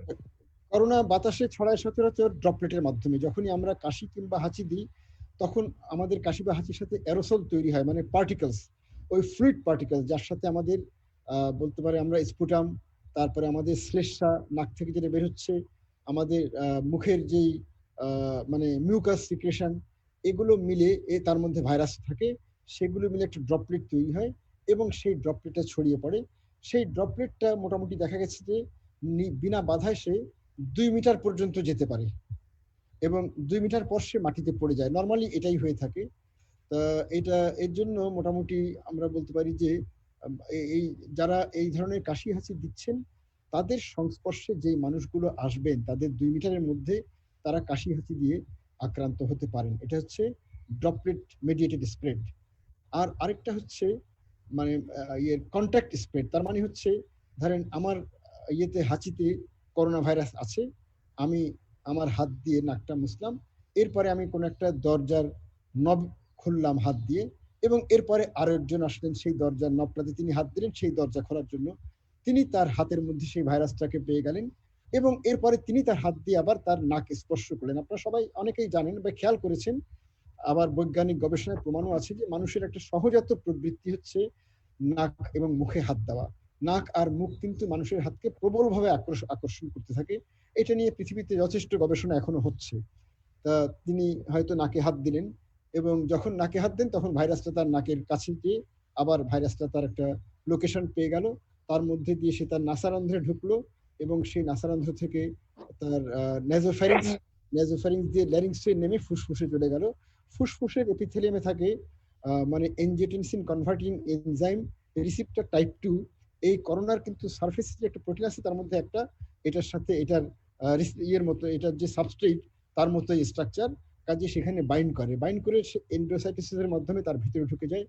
তারপর সেই সেলের যেই জেনোম তাকে ব্যবহার করে সেই ভাইরাসের সেখানে বংশবৃদ্ধি ঘটে এবং ভাইরাস তার প্রদাহটাকে সেখানে সৃষ্টি করতে পারে। তা এখন এছাড়াও বলা হয় যে মানে যদি আমাদের ড্রপলেটের যখন হবে, তখন সেই ড্রপলেটগুলো কিন্তু বাতাসে ভাসমান যে ধূলিকণা, তার সাথেও মিশে এক ধরনের কম্পাউন্ড এক ধরনের পার্টিকেলস তৈরি করে। সেই কম্পাউন্ড পার্টিকেলস তো বেশিরভাগ ক্ষেত্রে ভারী এবং সেগুলো মাটিতে সেটেল করে যায়। কিন্তু যদি সেই পার্টিকেলগুলো যদি খুব হালকা হয়, বিশেষ করে যদি বাতাসের হিউমিডিটি যদি খুব কম হয়, তাহলে তাদের হালকা হওয়ার সুযোগটা একটু বেশি থাকে। কারণ হিউমিডিটি মানে ওই জলীয় বাষ্প অ্যাবজর্ব করে তারা ভারী হয়ে পড়ে। কিন্তু যদি হিউমিডিটি কম হয় তাহলে সেগুলি হালকা হতে পারে এবং তারা অনেক দূর পর্যন্ত যেতে পারে। এই ধরনের আইসোটোপ ট্যাগড মানে করোনা ভাইরাস পার্টিকেল দিয়ে দেখা গেছে এই ধরনের পার্টিকেল 9 ঘন্টা পর্যন্ত বাতাসে 3 ঘন্টা পর্যন্ত বাতাসে পাওয়া গেছে। এখন এই যারা এটা নিয়ে গবেষণা করেছেন তারা বলেছেন যে ন্যূনতম 3 ঘন্টা পর্যন্ত এই ধরনের হালকা পার্টিকেল গুলো বাতাসে ভাসতে পারে। কিন্তু এটাও ঠিক যে মানে এর চেয়ে বেশি কতক্ষণ তারা সেটা গবেষণা করেননি, মানে এটা নিয়ে গবেষণা হয়নি। সত্যিকার অর্থে এটা 8 ঘন্টা সর্বোচ্চ কতক্ষণ, এটা যদি প্রশ্ন করা হয় তাহলে আমি বলবো যে সেটা এখন পর্যন্ত অনুসন্ধানে বের হয়ে আসেনি। কিছু কিছু আমি বলবো যে কিছু কিছু দুর্বল দাবি আছে যে 9 ঘন্টা পর্যন্ত থাকতে পারে, বিজ্ঞানে মানে খুব জোরালোভাবে সমর্থিত না। তা আমি বলতে পারি তাহলে একটা হচ্ছে টাচ ছোঁয়া দিয়ে ছড়ানো, একটা হচ্ছে আমাদের ড্রপলেট দিয়ে ইমিডিয়েট ছড়ানো, আর হালকা এয়ার পার্টিকেল দিয়ে ছড়ানো, এই 3টা পদ্ধতি বললাম। এছাড়াও দেখা গেছে যে করোনা ভাইরাস আমাদের পায়খানার সাথেও নিশ্চিত হয়, কাজেই এটার একটা ফিকাল ওরাল স্প্রেডের সম্ভাবনার কথা ব্যক্ত করা হয়েছে, যদিও এখন পর্যন্ত তার বিজ্ঞানসম্মত প্রমাণটা এখন পর্যন্ত মেলেনি।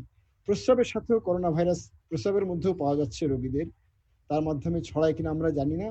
এবং আপনারা নিশ্চয়ই অনেকে দেখেছেন এই 3-4 দিন আগে একটা এসেছে যে বীর্যের সাথেও কিন্তু করোনা ভাইরাস বের হতে পারে। এগুলোর মাধ্যমে ছড়াবে কিনা এটা আমরা এখনো পুরোপুরি বিজ্ঞান গবেষণা এখনো জানা যায়। আরো বছর খানেক লাগবে স্যার ডিসিশনে আসতে, স্যার আরো কিছু টাইম হতে লাগবে। স্যার এখন সাধারণত কিরকম লক্ষণ প্রকাশ করে, আবার এটাও শোনা যাচ্ছে যে একটা বিশাল অংশ কোনো লক্ষণই প্রকাশ করে না, এই ব্যাপারে স্যার আপনার একটু। মানে এটা ঠিক যে মানে একটা গ্রুপ হচ্ছে প্রিসিমটোম্যাটিক, বলা হয় যে এই ভাইরাসটা যখন একজনের শরীরে সংক্রমণ হবে তখন তার উপসর্গটা দেখা দেয় ক্লাসিক্যালি 7 থেকে 14 দিনের মধ্যে, আর্লিয়েস্ট বলা হয় 2 দিন পরেও লক্ষণ দেখা দিতে পারে। তার মানে যারা আক্রান্ত হচ্ছেন এবং আলটিমেটলি সিমটোম্যাটিক হবেন তাদেরও কিন্তু একটা বড় অংশ একটা প্রিসিমটোম্যাটিক স্টেজ পার করেন, যখন একমাত্র তিনি করোনা রোগী বা করোনায় আক্রান্তের সংস্পর্শে এসেছেন, এছাড়া তিনি যে ভাইরাস ছড়াচ্ছেন তার অন্য কোনো প্রমাণ আমাদের কাছে থাকে না। এবং এখন যেহেতু আমরা স্টেজ 4 কে কোন ভাইরাসের আক্রান্তের সংস্পর্শে এসেছেন জানার কোনো পথ নাই, কাজে আমরা ধরে নেব যে এখন পোটেনশিয়ালি প্রত্যেকটা মানুষই ছড়াতে পারেন। আর এছাড়া আরেকটা গ্রুপ আছেন যারা অ্যাসিমটোম্যাটিক, মানে তাদের কাছে ভাইরাসটা তাদের শরীরে প্রবেশ করেছে কিন্তু তাদের কখনোই উপসর্গ ডেভেলপ করছে না। এরকমও কিছু গবেষণায় দেখা যাচ্ছে যে এই হারটাও শতকরা 40 থেকে 50, মানে অ্যাভারেজ বলা হয় 44, যদিও ইদানিং কিছু কিছু গবেষক দাবি করছেন যে এটা আরো অনেক বেশিও হতে পারে, শতকরা 90ও হতে পারে, এই দাবিও কেউ কেউ করছেন। এখন তার মানে আমরা বলতে পারি যে আমাদের প্রিসিমটোম্যাটিক রোগী থাকেন, অ্যাসিমটোম্যাটিক রোগী থাকেন, তারা ছড়ান। শুধু তাই না, সম্ভবত তারাই একটু বেশি ছড়ান, কারণ দেখা গেছে যে একজন রোগীর সিমটম ডেভেলপ করার পর থেকে তার ইনফেকশাসনেসটা কমতে থাকে, তার মানে ভাইরাস শেডিংটা কমে, এবং তার সিমটম দেখা দেওয়ার 8 দিনের মাথায় সেই রোগী আর কারো প্রতি ছোঁয়াচে থাকেন না, মানে তিনি তার এমন সিগনিফিকেন্ট মাত্রায় ভাইরাস তার এক্সক্রিটায় থাকে না যে অন্য কাউকে করবে। তার মানে আমরা বলতে পারি যে একজন আক্রান্ত ব্যক্তি সবচেয়ে বেশি ভাইরাস পরিবেশে ছড়ান তার উপসর্গটা দেখা দেওয়ার আগে বা উপসর্গটা দেওয়ার প্রথম দিন পর্যন্ত। উপসর্গ, তুমি আরেকটা প্রশ্ন করতে যাচ্ছিলে যে উপসর্গগুলো কি হতে পারে। আমরা বলি যে ক্লাসিক উপসর্গ হচ্ছে কাশি, শ্বাসকষ্ট, গলা ব্যথা এবং জ্বর, এই 4টাকে বলা হয় ক্লাসিক। তবে এছাড়াও এরপরে আরো কতগুলো উপসর্গ যোগ হয়েছে, যেমন বমির ভাব, পাতলা পায়খানা, পেটে ব্যথা, মাথায় ব্যথা, তারপরে আর এছাড়া মানে ঘ্রাণ বা স্বাদের মধ্যে কোনো পরিবর্তন, যেগুলিকে আমরা বলি অ্যানোসমিয়া বা প্যারোসমিয়া, ক্যাকসমিয়া, মানে যে ভালো গন্ধকেও খারাপ গন্ধ মনে হওয়া, এগুলো হচ্ছে গন্ধের। স্বাদেরটাকে বলা হয় ডিসগিউসিয়া টেস্ট বা প্যারাগেসিয়া, ক্যাকোগিউসিয়া সব বলা হয়। এই ধরনের জিনিসগুলো মানে করোনার লক্ষণ হতে পারে। এখন এর সাথে আরো কিছু যোগ হচ্ছে, যেমন কেউ কেউ বলছেন নতুন মাথা ঘোরা, কনফিউশন, তারপরে মানে ইনকোহেরেন্স কথার মধ্যে, বা ক্লাউডিং অফ কনসাসনেস, এই জিনিসগুলো কতগুলো সিএনএস ম্যানিফেস্টেশন নিয়েও আসছে। এবং আমি এই প্রসঙ্গে আমি আপনাদের জানাতে পারি যে এটা অস্ট্রেলিয়ার নীতি। আপনারা তো জানেন যে অস্ট্রেলিয়া হচ্ছে পৃথিবীতে অন্যতম সফল দেশগুলোর একটা এই করোনা কন্টেইন করার ব্যাপারে। অস্ট্রেলিয়ার সরকারের পলিসি হচ্ছে যে কোনো মানুষ যদি তাদের হেলথ ফ্যাসিলিটিতে বলেন যে তার একটা নতুন সিমটম দেখা দিয়েছে, যেই সিমটম তার আগে ছিল না, এবং সেই সিমটমটা মেয়াদ 1 সপ্তাহের চেয়ে কম, তাহলে তারা তার করোনা টেস্ট করছেন, এবং নানান ধরনের নতুন নতুন সিমটমে কিন্তু করোনা টেস্ট পজিটিভ হচ্ছে। তার মানে আমরা বলতে পারি যে অস্ট্রেলিয়ার এই ডাটাবেস যখন সমৃদ্ধ হবে এবং প্রকাশিত হবে, তখন এই SARS-CoV-2 কি কি উপসর্গ পয়দা করতে পারে তার একটা কমপ্লিট লিস্ট আমরা পাবো, এবং সেই লিস্টটা কিন্তু এখনকার চেয়ে অনেক বড় হবে। তবে আমি বলবো যে এই প্রসঙ্গের একটা ইমপ্লিকেশন হচ্ছে, আমাকে মান্না যে প্রশ্নটা করলো, একটা ইমপ্লিকেশন হচ্ছে যে আমাদের এখন আমরা সাসপেক্টেড কোভিড-19 এর কেস ডেফিনিশন কি করব। সাসপেক্টেড কোভিড-19 এ আমাদের ন্যাশনাল গাইডলাইনে একটা কেস ডেফিনিশন আছে, এবং আমি বলবো যে এখন আমাদের অবশ্যই এই গাইডলাইনও আপডেট করা হবে। তা আমি বলবো যে এখন আমাদের বলা উচিত যে কোনো মানুষ যার যে কোনো কোভিড-19 সিমটম আছে, নতুন ডেভেলপ করা কোভিড-19 সিমটম, তাকেই আমাদের মনে করতে হবে যে তিনি একজন সাসপেক্টেড কোভিড-19 পেশেন্ট, এইভাবে আখ্যায়িত করতে হবে। তাকে আমাদের আইসোলেট করতে হবে, এবং তার ছোঁয়ায় যারা এসেছিলেন তার কন্ট্যাক্টে বিগত 14 দিনের মধ্যে তাদের সবাইকে আমাদের কোয়ারেন্টাইনের পরামর্শ দিতে হবে। স্যার, আমাদের মাঝখানে যখন করোনা বাজার মার্কেটে আসলো তখন দেখলাম লেবুর দাম বেড়ে গেল, আদার দাম বেড়ে গেল, মার্কেট থেকে জিঙ্ক ট্যাবলেট, ভিটামিন সি, এসব অনেক কিছু হাওয়া হয়ে গেল। স্যার, এই যে আমরা যে বলি স্যার যে কি কি আসলে মানে করোনা প্রতিরোধের জন্য ইমিউন বুস্ট করে, এই ব্যাপারে স্যার আপনার আসলে এটা কিরকম? যেমন ভিটামিন ডি কথা মানে বলছেন, আমি এগুলো সেই আমার সেই পচা কাসুন্দি বা ভাঙ্গা কলের গানটাই আবার বাজাবো আমি বলবো যে যখনই একটা ঘটনা ঘটে তাকে কেন্দ্র করে 2-4টা সাইন্টিফিক তথ্য আসে আর 200-400 অবৈজ্ঞানিক গুজব আসে, এবং মানুষ এই অবৈজ্ঞানিক গুজবগুলোর দিকে বেশি মানে আকর্ষণ বোধ করে। সবাই মানুষ, মানে দুর্ভাগ্যজনকভাবে ডাক্তারদের একটা বিরাট অংশ এই গুজবগুলোর দিকে বেশি আকৃষ্ট হন, এবং গুজবগুলোর দিকে আকৃষ্ট হওয়ার তো নানান ক্ষতি আছে। সবচেয়ে বড় ক্ষতি হচ্ছে বিজ্ঞানে প্রমাণিত যেগুলো, সেগুলি যদি অবহেলিত হয়ে যায়, সেগুলো পাল্লায় পড়ে যদি কেউ লেবুর রস, তারপরে মধু, কালো জিরা এইসব রেগুলার খেয়ে যদি মনে করেন আমি এগুলো খেয়ে যথেষ্ট নিরাপদ আছি, কাজে আমার হ্যান্ডশেক করতেও কোনো বাধা নাই, আমার ঘন ঘন হাত ধোয়ারও দরকার নাই, আমার সোশ্যাল ডিস্টেন্সিংও মেনটেন করার দরকার নাই, বাসা থেকে বাইর না হওয়ার তো কোনো প্রশ্নই আসে না। আমাদের যারা বাসা থেকে ওই মানে লকডাউন চলাকালেও যারা গলির মধ্যে ব্যাপক হারে বের হতেন, আমি শিওর তাদের, আমার তথ্য অবশ্য উপাত্ত নাই, তবে আমি শিওর তাদের অনেকেই এই ধরনের বিধিমালাগুলো মানে অবৈজ্ঞানিক বিধিমালাগুলো নিষ্ঠার সাথে মানতেন, এবং সেই সাহসেই, তার ভরসাতেই তারা সাহস করে বাসা থেকে বের হয়ে ঘোরাঘুরিটা করতেন। এটা হচ্ছে আমাদের সবচেয়ে বড় ক্ষতি। কাজে এই গুজবকে আমরা কোনোভাবে প্রশ্রয় দেব না। আমি আগেই বলেছি আমরা বিজ্ঞানের পূজারী, আমরা এই গুজবকে কোনোভাবে আমরা এই গুজবকে আমরা শক্তি দিয়ে প্রতিহত করব, সবলভাবে প্রতিহত করব। স্যার, কাদের ক্ষেত্রে আপনার নিউমোনিয়ার টিকা এবং ইনফ্লুয়েঞ্জার টিকা দেওয়ার কথা বলে থাকেন করোনা কালে?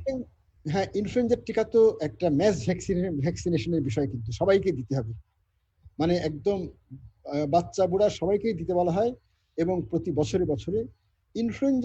ইনফ্লুয়েঞ্জা ভাইরাস কিন্তু কখনো কখনো নিউমোনিয়া করে, এটা আমাদের মনে রাখতে হবে। ইনফ্লুয়েঞ্জা ভাইরাসের নিজস্ব কিছু মৃত্যুর হার আছে, এবং ইনফ্লুয়েঞ্জা ভাইরাস আমাদের লাংকে প্রিডিসপোজ করে to bacterial infection, particularly staphylococcal pneumonia.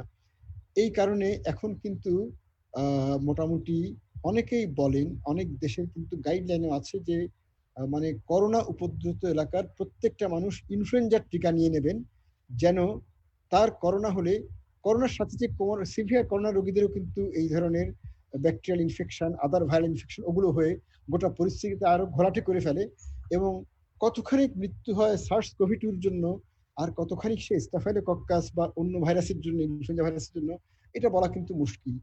কাজেই বলা হয় যে সবারই ইনফ্লুয়েঞ্জা ভ্যাকসিনটা নিয়ে নেওয়া উচিত, বিশেষ করে ফ্রন্টলাইন হেলথ কেয়ার ওয়ার্কারদের সবারই। কিন্তু এটা ঠিক যে আমাদের দেশে ইনফ্লুয়েঞ্জা ভাইরাস ভ্যাকসিনটা ব্যাপকভাবে অ্যাভেলেবল না, গোটা দেশে কিন্তু পাওয়া যায় না ওইভাবে, এটা একটা সমস্যা আছে। আর এটাও ঠিক যে আমি আমার জীবনে প্রচুর পেয়েছি যারা ইনফ্লুয়েঞ্জা ভাইরাস ইনফেকশন নিতে যে যাদের ডেল্টয়েড অ্যাক্সেস হয়ে গেছে, তার মানে যারা ভ্যাকসিন নেন তারা কিন্তু ভ্যাকসিন সময় যে অ্যাসেপ্টিক প্রিকশন, মানে ইউনিভার্সাল প্রিকশন, সেগুলো কিছুই না মেনে ভ্যাকসিনটা দিয়ে দেন। কাজেই আমি বলবো যে আপনারা যখনই ভ্যাকসিনটা নিতে যাবেন, নেওয়াটা খুবই ভালো, একটু নিশ্চিত হবেন যে ভ্যাকসিনটা দিতে যাচ্ছেন তিনি নিজের হাতটা ভালো করে সাবান দিয়ে ধুয়েছেন কিনা, আমাদের ভ্যাকসিন দেওয়ার জায়গাটা ঠিক মতো অ্যান্টিসেপটিক দিয়ে সোয়াব করছেন কিনা, এই জিনিসগুলো খেয়াল রাখতে হবে। আর নিউমোনিয়ার ভ্যাকসিনটা হচ্ছে কতগুলো রিস্ক গ্রুপ বলা হয়, যেমন যাদের ফুসফুসের রোগ আছে, যেমন আগে একজন বললেন মামুন সাহেব যে ওনার ওয়াইফের ডিপিএলডি, তারপরে ব্রঙ্কিয়াল অ্যাজমা, সিওপিডি, এই ধরনের রোগ যাদের আছে তাদের, তারপরে যাদের হার্টের রোগ আছে, ডায়াবেটিস আছে, যাদের ক্রনিক বাতের রোগ আছে, হ্যাঁ, তাদের ক্ষেত্রে এই নিউমোকক্কাল নিউমোনিয়ার ঝুঁকিটা একটু বেশি থাকে, এবং 65 বছর বয়সের উপরে সব মানুষদেরই এই ঝুঁকি বেশি থাকে। কাজেই এই ক্যাটাগরির মানুষগুলোর সবারই নিউমোকক্কাল টিকা নেওয়া উচিত, এবং আমি মনে করি যে এখনো যদি তারা পেয়ে থাকেন এবং ভ্যাকসিন থেকে ডেল্টয়েড অ্যাক্সেস হবে না, এই জিনিসটা যদি এনশিওর করতে পারেন, এগুলো যাদের আছে, এই যে ডায়াবেটিস, অ্যাজমা, সিওপিডি যাদের আছে, তাদের সবারই এই টিকাটাও নিয়ে নেওয়া ভালো হবে। স্যার, নেক্সট যেটা কোশ্চেন, স্যার, আমেরিকা অথবা ইংল্যান্ড, ইটালি, স্পেনে করোনা যেরকম তাণ্ডব লীলা চালিয়েছে, তো আমাদের সাবকন্টিনেন্টে কি স্যার আপনার ফিচারটা যেমন বাংলাদেশে অবস্থা বা ইন্ডিয়া থেকে মনে হচ্ছে স্যার বিট ডিফারেন্ট? করোনার ক্যারেক্টার কি চেঞ্জ হয়ে গেল? মানে এটা আমরা এখনো খুব জোর দিয়ে বলতে পারবো না, কারণ আসলে সত্যিকার অর্থে আমাদের তো আজকে বোধহয় 63তম দিবস, মানে প্রথম ভাইরাস মানে রোগী শনাক্ত হওয়ার পর থেকে আজকে আমাদের 63তম দিবস, এবং আমেরিকায় কিন্তু তাণ্ডবটা শুরু হয়েছে প্রধানত 90 দিনের বা 89 দিনের থেকে বোধহয়, তার মানে আমাদের সেই সময়টা আসার কিন্তু এখনো বেশ কিছু বাকি আছে। এটা হচ্ছে 1 নাম্বার পয়েন্ট, আমরা এখনো নিশ্চিত। কিন্তু একটা জিনিস ঠিক যে, আবার এটাও ঠিক যে আমাদের এই যে আক্রান্তের সংখ্যা, মৃতের সংখ্যা, এগুলো আমরা সঠিক সংখ্যা উপাত্ত পাচ্ছি কিনা এটা নিয়ে কিছুটা সন্দেহের অবকাশ আছে। মানে আমি বলবো বিজ্ঞানসম্মত হবে, এখানে অন্য কোনো ব্যাপার নাই, যে এই টেস্টটা কিন্তু ব্যাপকভাবে হচ্ছে না।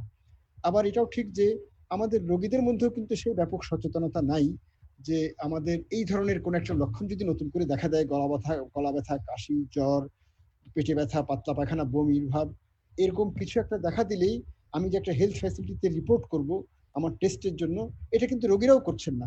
যেমন এখন কিন্তু আমাদের টোটাল ক্যাপাসিটি হচ্ছে 10,000 টেস্ট করা, কিন্তু মানে টেস্ট হচ্ছে 3,000। কারণ ওইভাবে কিন্তু টেস্ট করা মানে রোগীরা সাড়া দিচ্ছেন না এইভাবে অনেকেই। মানে আমাদের কিন্তু শুধুমাত্র আমি যদি ঢাকা শহর ধরি, ঢাকা শহরে কিন্তু প্রতি সপ্তাহে আমার হিসাবে প্রতি সপ্তাহে কমপক্ষে 28,000 মানে কমন কোল্ডের রোগী থাকা উচিত। সরি, প্রতি সপ্তাহে না, প্রতিদিনে 28,000 কমন কোল্ডের রোগী থাকা উচিত। তা সেই হিসাবে তো রোগীরাও সাড়া দিচ্ছেন না, সচেতনতার অভাব, আমরা সেই সচেতনতা তৈরি করতে ব্যর্থ হয়েছি।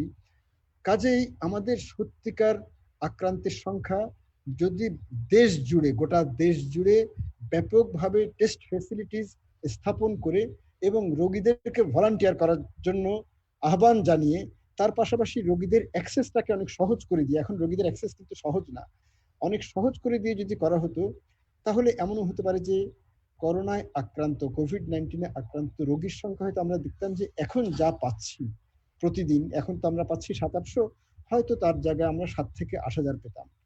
এবং আমি যদি বলি যে মৃত্যুর হার এখন আমরা পাচ্ছি গড়ে 7-8 জন, এটাও হয়তো আমরা 300-400 পেতাম, এটা হতেও পারে। কারণ আমাদের সব রোগীর তো ডায়াগনোসিস হচ্ছে না, এবং সব মৃতের তিনি কিভাবে মারা যাচ্ছেন সেটাও বের হচ্ছে না, এবং যারা শ্বাসকষ্ট এবং কাশি জ্বর নিয়ে মারা যাচ্ছেন তাদেরও কিন্তু টেস্টের অভাবে তাদের কোভিড-19 ডেথ বলে তাদেরকে মানে চিহ্নিত বা লেবেল করা হচ্ছে না।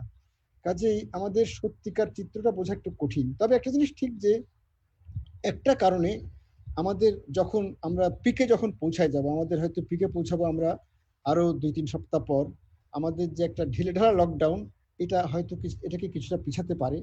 তা আমরা আরো হয়তো মানে এখন 63 দিন, আমরা হয়তো আরো 2-3 সপ্তাহ পরে পিকে আমরা পৌঁছতেও পারি। তখনও কিন্তু আমাদের মৃত্যুর হারটা আমেরিকা, ইটালি, ইউকে, স্পেন এদের চেয়ে কম হতে পারে। কারণ ওসব দেশে কিন্তু বেশিরভাগ মারা গেছেন যাদের বয়স 70-80 উপরে। আমাদের পপুলেশনের এইজ স্ট্রাকচার অনুসারে কিন্তু 70-80 উপরে মানুষের সংখ্যাই খুব কম। কাজে ওই একটা পার্সেন্টেজ থেকে কিন্তু আমরা রেহাই পেয়ে যাব। আর তাছাড়া কতগুলো যে অপ্রমাণিত দাবি আছে, সেগুলো আমাদেরকে প্রোটেকশন দিচ্ছে কিনা আমি জানি না। যেমন এনভায়রনমেন্টাল টেম্পারেচারের কথা বলা হয়, বিসিজি ভ্যাকসিন, পলিও ভ্যাকসিন, আমরা কাঁটা চামচ দিয়ে খাই না বলে আমরা হাতটা ভালো করে ধুয়ে খাই, আমাদের এই অভ্যাস। তারপরে আমাদের এই ধরনের অনেক কিছুকে অ্যাট্রিবিউট করা হচ্ছে যে এগুলি আমাদের রক্ষা করতে পারে। এগুলো যদি সত্যি আল্লাহর রহমতে আমাদের রক্ষা করে, তাহলে তো আমরা বেঁচে যাব এবং আমি খুবই খুশি হব। কিন্তু আমি বলবো যে ওই একই বিজ্ঞানের পূজারী হিসাবে চিকিৎসক সমাজ আমাদের এগুলোকে হাইলাইট করার কোনো প্রয়োজন নাই। কারণ আমরা কিন্তু একটা সমাজে প্রস্তুতির সোপান, আমাদেরকে দেখেই কিন্তু মানুষ ভাববেন যে তারা সতর্ক হবেন কি হবেন না। কাজেই আমরা বলবো যে we should hope for the best, যে এই সমস্ত ফ্যাক্টর কাজ করবে এবং আমাদের সংক্রমণের হার, মৃত্যুর হার সবকিছু অনেক কম হবে। আমরা আশাও করব এবং দোয়াও করব, কিন্তু we should prepare for the worst, we should hope for the best, but we should get ready for the worst. এটা হচ্ছে ইনশাআল্লাহ স্যার, পোস্ট করোনা বাংলাদেশ আর অনেক সুন্দর হবে। আমরা সিলেট ট্যুর করব এবং নেক্সট টাইম অবশ্যই স্যার আমরা জকিগঞ্জ যাব, আল্লাহ বাঁচায় রাখলে। স্যার স্যার অনেক কোশ্চেন স্যার, একটা খুব মানে কমন কোশ্চেন স্যার, সবার একটা কনসেপশন যে করোনা কি আবার রিইনফেকশন হয় কিনা, আমার একবার করোনা হয়ে গেল ওই পক্সের মতো আর হবে না, আমি কি খুশি হতে পারি কিনা? মানে এটার বিরুদ্ধে প্রচুর উপাত্ত এসে গেছে। যেমন মানে প্রথম কথা হচ্ছে উহান প্রদেশে একটা স্টাডিতে যাদের করোনা আগে হয়ে গেছে তাদের মধ্যে সার্ভে করে দেখা গেছে যে তাদের মধ্যে শতকরা 2 থেকে 3 ভাগের মাত্র অ্যান্টিবডি ছিল। আর সামগ্রিকভাবে উহান প্রদেশে ওভারঅল, আমি এটা একটা স্পেসিফিক স্টাডির কথা বলছি, সামগ্রিকভাবে দেখা গেছে যে শতকরা 40 ভাগের অ্যান্টিবডি থাকে, আর যারা আক্রান্ত হয়েছিলেন তাদের শতকরা 60 ভাগের অ্যান্টিবডি থাকে না। এটা হচ্ছে 1 নাম্বার পয়েন্ট। 2 নাম্বার হচ্ছে দেখা গেছে যে যাদের করোনাটা মানে কোভিড-19 রোগটা তীব্র ছিল তাদের মধ্যে অ্যান্টিবডি লেভেলটা বেশি, আর যাদের কোভিড-19টা মৃদু ছিল অথবা অ্যাসিমটমেটিক ছিল তাদের ক্ষেত্রে অ্যান্টিবডির মাত্রাটাও কম। তার মানে যদি এমন হয়ে থাকে যে এই রোগ থেকে সংক্রমণ থেকে উদ্ধার পাওয়ার জন্য অ্যান্টিবডির লেভেলটা একটা ইম্পর্টেন্ট জিনিস, টাইটারটা, তাহলে কিন্তু অ্যান্টিবডি থাকা সত্ত্বেও সবাই পাবেন না। আর ৩ নম্বর পয়েন্ট হচ্ছে এই অ্যান্টিবডি সত্যি কি দ্বিতীয় করোনা থেকে রক্ষা করে কিনা, এটা একটা প্রশ্ন হিসেবে এসেছে। যদিও একটা জিনিস ঠিক যে যারা করোনায় আক্রান্ত তাদের অনেকের ক্ষেত্রে ভাইরাস পাওয়া গেছে, পরবর্তীতে ভাইরাল আরএনএ পাওয়া গেছে, কিন্তু সত্যিকার ভাইরাল ইনফেকশন হওয়া, পুনরায় যে করোনা কোভিড-19 হওয়া, এরকম রিপোর্ট বোধহয় পৃথিবীতে এই পর্যন্ত মাত্র ৩-৪টা আছে। তা থেকে আমরা এখনো আশা করতে পারি যে একজন যিনি করোনায় আক্রান্ত হয়েছেন তিনি আশা করা যায় আর করোনায় আক্রান্ত হবেন না। কিন্তু এই মানে তার ইয়েতে কিন্তু এটা একদম 100% গ্যারান্টি দিয়ে বলা যাবে না। আবার তার পাশাপাশি আমি বলবো যে আরেকটা জিনিস তো আপনারা নিশ্চয়ই জানেন, এটা তো ডাক্তারদের ফোরাম, তাই না? প্রধানত ডাক্তার এবং সাধারণ মানুষ আছে স্যার। আচ্ছা, তা আমি বলবো যে ইমিউনো পোটেনশিয়েশন বলে একটা কথা আছে, যেটা ডেঙ্গি ভাইরাসের ক্ষেত্রে সবচেয়ে বেশি হয়, যে একটা স্ট্রেইন দিয়ে আক্রমণ হওয়ার ফলে যে অ্যান্টিবডি তৈরি হয়, যখন দ্বিতীয় স্ট্রেইনে আক্রমণ হবে তখন সেই অ্যান্টিবডির সাথে রিয়াকশনের কারণে আরো তীব্র ডেঙ্গি হয়, dengue haemorrhagic fever, dengue shock syndrome, এগুলো কিন্তু যাদের আগে একবার হয়ে গেছে। করোনাতে যে এরকম একটা ঘটনা ঘটবে না, এটাও কিন্তু এরকম ঘটতে পারে, এরকম একটা আশঙ্কাও কিন্তু বিজ্ঞানী মহলে কিছুটা উচ্চারিত হয়েছে। স্যার আরেকটা কোশ্চেন আসছে,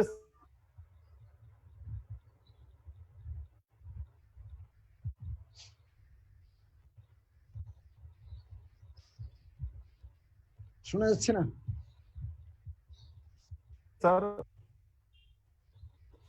স্যার মাস্কের ব্যবহার নিয়ে স্যার, কি ধরনের মাস্ক ব্যবহার করা উচিত? এটাকে সার্জিক্যাল মাস্কই হতে হবে কিনা, এ ব্যাপারে কি স্যার কোনো গাইডলাইন? এটা আসলে সত্যিকার অর্থে ডাক্তারদের জন্য, যারা ফ্রন্টলাইন ওয়ার্কার তাদের জন্য অবশ্যই মেডিকেল বা সার্জিক্যাল মাস্ক লাগবে, যারা রোগী নিয়ে ডিল করবেন। আর এছাড়া বাকি সবার জন্য বলা হয় যে অর্ডিনারি মাস্ক যথেষ্ট, 2 লেয়ারে হোমমেড মাস্ক ইজ এনাফ, এবং এটার কার্যকারিতার প্রমাণ কিন্তু এসেছে। এবং খুবই আমি বলবো যে খুবই আমার কাছে খানিকটা কৌতূহলোদ্দীপক ভাবে এরকম একটা ফল এসেছে যে সেই মাস্কগুলো মেডিকেল বা সার্জিক্যাল মাস্কের চেয়ে বেশি ভালো কাজ করছে, এমন একটা তথ্য এসেছে। এটা আমরা এখনো বিশ্বাস করব না। আমরা আমাদের ডাক্তারি পেশায় আমরা সার্জিক্যাল বা মেডিকেল মাস্কই ব্যবহার করব। এবং যদি কোনো রোগীকে যদি আমরা আইসোলেট করি, মানে তার করোনা সংক্রমণ হয়ে গেছে জানি, নট কোয়ারেন্টিন, আইসোলেট করলাম, তিনি করোনায় আক্রান্ত, তাহলে সেই ক্ষেত্রে সেই রোগী এবং তার পরিবারের সদস্যদেরকেও আমরা মেডিকেল বা সার্জিক্যাল মাস্ক ব্যবহার করতে অনুপ্রাণিত করি। স্যার তবে একটা জিনিস যে মাস্কের কার্যকারিতা কিন্তু সন্দেহের ঊর্ধ্বে প্রমাণিত। এটা এসান হয়তো মনে করতে পারো যে আমি প্রথম যখন মাস্কের উপর জোর দিতাম তখন অনেকেই কিন্তু ফেসবুকে লিখতেন যে মাস্কটা তো শুধুমাত্র ফর হেলথ কেয়ার ওয়ার্কার, বাকিদের দরকার কি? হ্যাঁ, কিন্তু এখন কিন্তু পৃথিবী জুড়ে বিজ্ঞানে কঠিনভাবে সমর্থিত হয়েছে যে মাস্ক হচ্ছে অন্যতম একটা প্রধান, মানে বলা যায় যে সোশ্যাল ডিস্টেন্সিং এর পরেই অনেকে বলছেন মাস্কের স্থান, এই যে মাস্ক আমাদের রক্ষা করার জন্য। স্যার আমরা এখন স্যার কোশ্চেন সেশনে চলে যাব, যাওয়ার আগে স্যার আপনার এখন আমরা কোশ্চেন সেশনে যাইনি, টাইম তো শেষ। স্যার আর 15 মিনিট স্যার। যাওয়ার আগে স্যার আপনার একটু বন্ধুবর ডক্টর ওসমান ফরিদকে আমি কিছু বলার জন্য, সেটা স্মৃতিচারণ করার জন্য বলবো, তারপর স্যার আমরা কোশ্চেন সেশনে যে শেষ করবো। স্যার অনেক কোশ্চেন স্যার, এটা শেষ করতে পারবো না, আমি অল্প কটা নিব sir. Sir doctor Osman Farid. Hello. হ্যাঁ স্যার শুনতেছি। শোনা যাচ্ছে? শোনা যাচ্ছে? হ্যাঁ আমি শুনতে পাচ্ছি। হ্যাঁ খুব ভালো লাগলো তো লাইভ সেশন। আতিক আমার বাল্যবন্ধু প্রাইমারি স্কুল থেকে আমরা একসাথে চলে আসছি এই পর্যন্ত। তারপর কলেজ স্কুলে যখন আমরা ক্লাস 6-এ ভর্তি হলাম, ওর ফাদার ছিল আমাদের চিরাং কলেজের হেডমাস্টার, খুব ব্রিলিয়েন্ট টিচার। তার সিরাজুল হক সাহেব খুবই বড় টিচার ছিলেন একজন, এবং তার একাডেমিক ক্যারিয়ার খুবই সমৃদ্ধ। উনি সম্ভবত 1934, আমি যেহেতু বলছি 1934 সালে বিএ অনার্সে উনি কিং জর্জ গোল্ড মেডেল পেয়েছিলেন কলকাতা ইউনিভার্সিটি থেকে। তারপরে মাস্টার্সেও উনি আউটস্ট্যান্ডিং পারফরমেন্সের জন্য কুইন মেরি গোল্ড মেডেল পেয়েছিলেন এবং এর জন্য স্বীকৃতি স্বরূপ চিটাগাং কলেজ থেকেও তাকে নিত্যানন্দ গোল্ড মেডেল দেন। উনি শিক্ষা জীবনের পুরোটাই মানে প্রাইমারি থেকে শুরু করে একটা মাস্টার্স পর্যন্ত বৃত্তি নিয়ে উনি পড়াশোনা করে গেছেন। আর স্যার হিসেবে আমরা তো ওনার প্রশংসা সবসময় করতাম এবং ওনার যে বাসাটা ছিল ওখানে ওইটার পাশে একটা মাঠ ছিল, যদিও আমাদের কলেজের গ্রাউন্ডটা ছিল অনেক বড়। মেইন গ্রাউন্ডে আমরা হয়তো আমাদের 1 ঘন্টা স্পোর্টসের থাকতো, ওখানে করতাম। পরে যখন বিকেলে আমরা ছুটি হতো তখন আমরা কয়েকজন বন্ধু বান্ধব আতিক সহ বিভিন্ন জন মিলে ওদের বাসার পাশে যে একটা গ্রাউন্ড ছিল ওইখানে খেলতাম। ওইটার সামনে একটা বড় পুকুর ছিল, ওখানে সাঁতারও কাটতাম, ওগুলো অনেক স্মৃতি। তারপরে ওখান থেকে তো আমরা মেডিকেলে আসলাম, তারপরে এতটুকু পথ চলা সার্বক্ষণিকভাবে ছিল। তবে যে আমি বলতে চাই যে আপনাদের হেডমাস্টার সাহেব যে সৈয়দ সিরাজুল হক সাহেব, যে golden father of A golden boy, সেটা বলাই বাহুল্য যে আমাদের আতিকও গোল্ডেন বয় এবং আমাদের শ্রদ্ধেয় স্যার হচ্ছে গোল্ডেন ফাদার। একটা লাইক ফাদার লাইক সন বলে একটা কথা যেটা আছে, গোল্ডেন ফাদার গোল্ডেন সন বলে আমি সেভাবে করবো। Thank you sir, thank you sir আপনার এর জন্য। স্বাভাবিক, প্রফেসর সৈয়দ আতিক হল এমনি আসেন না, এটা বোঝাই যায়। খুব ঘনিষ্ঠ বন্ধু এবং সে হচ্ছে সত্যিকার বন্ধু, যে বন্ধুর প্রশংসা করে। হ্যাঁ, এটা হচ্ছে সত্যিকার বন্ধুত্বের লক্ষণ। আমি এই জন্য ওসমানকে কৃতজ্ঞতা জানাচ্ছি। বিশেষ করে আমার বাবার প্রসঙ্গটা আনাতে আসলেই আমি আসলে আবেগে আপ্লুত বোধ করছি।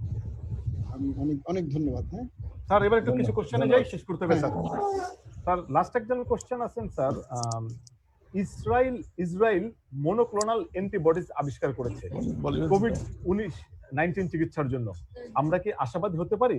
আর সেই সঙ্গে স্যার যে ভ্যাকসিনের যে ট্রায়াল চলতেছে এই ব্যাপারে যদি একটু কিছু বলেন, মনোক্লোনাল অ্যান্টিবডি এবং ভ্যাকসিন এই ব্যাপারে যদি স্যার আপনি অভিমত দেন। ঠিক আছে, অনেক ধন্যবাদ। প্রথমে আমি ভ্যাকসিন সম্পর্কে বলি। এখন করোনার বিরুদ্ধে এখন নানান ধরনের ভ্যাকসিন নিয়ে গবেষণা হচ্ছে। তার মধ্যে যেমন নিউক্লিক অ্যাসিড ভ্যাকসিন মানে আরএনএ ভ্যাকসিন, ডিএনএ ভ্যাকসিন, তারপরে এই অ্যান্টিবডি প্রভোগ করে মানে ভাইরাসের সারফেসে যে প্রোটিনগুলো আছে সেগুলি দিয়ে তার বিরুদ্ধে ভ্যাকসিন তৈরি করা, এই ধরনের। এবং এখানে হিউম্যান রিকম্বিনেন্ট ভ্যাকসিন বা সেল কালচারের রিকম্বিনেন্ট ভ্যাকসিনও তৈরি করার প্রচেষ্টা চলছে। এখন এই মুহূর্তে 5টা টাইপের ভ্যাকসিন তৈরি করার প্রচেষ্টা চলছে। যদিও আমাদের একটা জিনিস বুঝতে হবে যে ভ্যাকসিন উৎপাদনটা কিন্তু একটা তাতে ভ্যাকসিন এবং ভ্যাকসিনের ব্যাপারে সবচেয়ে বড় কতগুলো বিষয় হচ্ছে। একটা হচ্ছে প্রোটেকশন রেটটা কত, ইমিউনোজেনিসিটি কেমন, মানে সে যথেষ্ট অ্যান্টিবডি প্রভোগ করে কিনা, আর আরেকটা হচ্ছে তার সিরিয়াস পার্শ্ব প্রতিক্রিয়া আছে কিনা। পৃথিবীতে অনেক ভ্যাকসিনই কিন্তু গবেষণার পর্যায় থেকে মাঠ পর্যায়ে আসতে পারেনি তীব্র পার্শ্ব প্রতিক্রিয়ার জন্য। আবার কোনো কোনো ভ্যাকসিন আছে যেগুলো মাঠ পর্যায়ে এসে তীব্র পার্শ্ব প্রতিক্রিয়ার জন্য পৃথিবী থেকে বাতিলও হয়ে গেছে। যেমন আপনারা সবাই জানেন যে শিপে তৈরি হওয়া যে rabies vaccine, anti rabies vaccine, ওইটা কিন্তু বের হয়ে গেছে। তার মেনিনগোএনকেফালাইটিস বা এই ধরনের পার্শ্ব প্রতিক্রিয়া খুব কমন ছিল এই জন্য। তা এখন আমাদের পুরানো যে ওরাল পোলিও, যেটাকে বলা হচ্ছে স্যাবিন, প্রথম ওল্ড স্যাবিন, ওইটাও কিন্তু পৃথিবী থেকে বাতিল হয়ে যাচ্ছে, কারণ ওর থেকে দেখা যাচ্ছে যে ওই ভ্যাকসিন ইনডিউসড পোলিও হয় এই জন্য। কাজেই এখন ভ্যাকসিন বের করাটা একটা অত্যন্ত মানে শ্রম সাপেক্ষ, কঠিন, ব্যয়বহুল এবং দীর্ঘ প্রক্রিয়া। বলা হয় যে নর্মালি একটা ভ্যাকসিন ট্রায়াল শুরু হওয়ার পর আসতে 18 মাস সময় লাগে। তা এই ক্ষেত্রে কেউ কেউ দাবি করেছেন, আমি একটা জায়গায় পেয়েছিলাম যে এই ভ্যাকসিনটা মোটামুটি বলতে আমাদের এক্সপেডাইটেড কোনো একটা প্রক্রিয়া যদি অনুসরণ করা হয় তাইলে হয়তো সেপ্টেম্বর মাসের দিকে আমরা ভ্যাকসিন পেতে পারি। যদিও আবার আমি একটা রিভিউ আর্টিকেলে এমন কথাও পেয়েছিলাম যে এখন পর্যন্ত করোনার বিরুদ্ধে কোনো ভ্যাকসিনের চেষ্টা সফল হয়নি। যেমন সার্স কোভির ব্যাপারে, মানে প্রথম যেটা সার্স ভাইরাস ছিল, তার বিরুদ্ধে এখন পর্যন্ত কোনো ভ্যাকসিন তৈরি হয়নি, সফল হয়নি। তেমনি মার্সের বিরুদ্ধেও সফল হয়নি। আমরা যেটা দেখে থাকি ইনফ্লুয়েঞ্জার বিরুদ্ধে ভালো ভ্যাকসিন আছে, কিন্তু সে ভাইরাস মিউটেট করে বলে প্রতি বছর বদলাতে হয়। অন্যান্য অনেক ভাইরাসের বিরুদ্ধে কার্যকর ভ্যাকসিন আছে, যেমন স্মল পক্স ভ্যাকসিন দিয়ে তো স্মল পক্সকে পৃথিবী থেকে বিদায় করাই সম্ভব হয়েছে, কিন্তু সামগ্রিকভাবে করোনা ভাইরাসের যে ভ্যাকসিনের ট্র্যাক রেকর্ড, এটা কিন্তু খুব সুখকর না আর কি। তার মানে আলটিমেটলি এটার বিরুদ্ধে একটা মানে অত্যন্ত হাইলি ইফেক্টিভ এবং সেফ ভ্যাকসিন আদৌ বের হবে কিনা সেটা নিয়ে সন্দেহের কিছুটা অবকাশ আছে, এতে কোনো সন্দেহ নাই। এটা হচ্ছে মনোক্লোনাল অ্যান্টিবডি স্যার, এই ব্যাপারে আর মনোক্লোনাল অ্যান্টিবডি তো ইসরায়েল থেকে তৈরি করা হচ্ছে এবং তারা ওইটা চিকিৎসার জন্য ব্যবহার করছে, এবং চিকিৎসার জন্য ব্যবহার করে মোটামুটি দেখা গেছে সেটা কাজ করে। কাজ মানে সিভিয়ার তীব্র রোগীদের বোধহয় 5 বা 6 জনের ক্ষেত্রে, তারা 6 জনের ক্ষেত্রে প্রয়োগ করেছিল, আমি যতদূর জানি 6 জনের ক্ষেত্রে তারা সেটা ব্যবহার করেছিল। কিন্তু মানে প্রথম যে রিপোর্টটা, তাতে প্রত্যেকেরই সিমটোম্যাটিক রিলিফ এবং ভাইরাল শেডিং এর যে ক্লিয়ারেন্স, এটা খুব দ্রুত অর্জন হয়েছে। মানে সবাই পরের দিন থেকে তাদের সিমটম অনেক কমে গেছে এবং ভাইরাল শেডিংটাও অনেক মানে নেজোফ্যারিঞ্জিয়াল সোয়াবও নেগেটিভ হয়ে গেছে। কিন্তু আমি অবশ্য এটা কয়েকদিন আগে পড়া, আমার এখন এক্স্যাক্টলি মনে নাই, কিন্তু আলটিমেটলি সেই 6 জনের মধ্যে 5 জনই বোধহয় মৃত্যুবরণ করেছেন। তা এখন কাজে আবার এটাও ঠিক যে মানে আপনারা তো জানেন যে এই সার্স কোভি-2টার মানে কিছু কিছু চেঞ্জ হচ্ছে, জিনগুলোতে কিছু চেঞ্জ হচ্ছে যেগুলিকে আমরা মিউটেশন বলতে পারি, এবং মিউটেশন হয়ে এই পর্যন্ত কমপক্ষে 33টা স্ট্রেইন কিন্তু ঘুরে বেড়াচ্ছে। আমরা সচরাচর জানি যে ভাইরাসের যখন মিউটেশন হয়, ভাইরাসের ভিরুলেন্স কমে, এটাকে বলা হয় ন্যাচারাল অ্যাটেনুয়েশন। কিন্তু সার্স কোভি-2 ব্যাপারে দেখা গেছে যে কিছু কিছু পরে আসা স্ট্রেইন মানে আগের স্ট্রেনের চেয়ে আরো বেশি ভিরুলেন্ট, এমনও দেখা যাচ্ছে। কাজেই এর কিছু স্ট্রেনের ভিরুলেন্স কম, কিছু স্ট্রেনের ভিরুলেন্স বেশি, এমনটাও হচ্ছে। কিন্তু আমার বড় সমস্যাটা হচ্ছে কি, যদি ভাইরাস যদি তার স্ট্রেন পরিবর্তন করে, তার সারফেসের প্রোটিন কম্পোজিশন যদি পরিবর্তন করে ফেলে, তাহলে কিন্তু একটা মনোক্লোনাল অ্যান্টিবডি দীর্ঘদিন কার্যকর থাকবে সেটা আশা করা সম্ভব না, যতক্ষণ না পর্যন্ত এমন একটা প্রোটিন আমরা আইডেন্টিফাই করতে পারি ভাইরাসের সারফেসের, যে প্রোটিনটা যথেষ্ট স্টেবল, মানে অনেক মিউটেশন সত্ত্বেও যে প্রোটিনটা বদলাবে না, এরকম একটা প্রোটিন যদি শনাক্ত করা যায়, তখন হয়তো ওই ধরনের একটা মনোক্লোনাল অ্যান্টিবডি কাজ করতে পারে। তবে এবার কিছু স্যার শর্ট কোশ্চেন নিয়ে নেই ভালো স্যার। গবেষণা হয়, ইসরায়েলে ভালো বৈজ্ঞানিক গবেষণা হয়, আমরা আশা করি যে সেটা ভবিষ্যতে আমরা পেতেও পারি। এখন আরেকটা হাইপার ইমিউন গ্লোবিন দিয়ে চিকিৎসা করা হচ্ছে, যেখানে ওই মানে গামা গ্লোবুলিন গুলোকে প্লাজমা ফেরেসিসের মাধ্যমে আলাদা করে, মানে যাদের সিভিয়ার ইনফেকশন ছিল তাদের প্লাজমাকে আলাদা করে সেই প্লাজমাকে আরো বিশুদ্ধ করে হাইপার ইমিউন গ্লোবিন তৈরি করে দেওয়া হচ্ছে। তারও সাফল্যের কিছু কিছু রিপোর্ট আছে এখন। স্যার এবার কিছু শর্ট কোশ্চেন একটু করে স্যার আমরা শেষ করবো স্যার।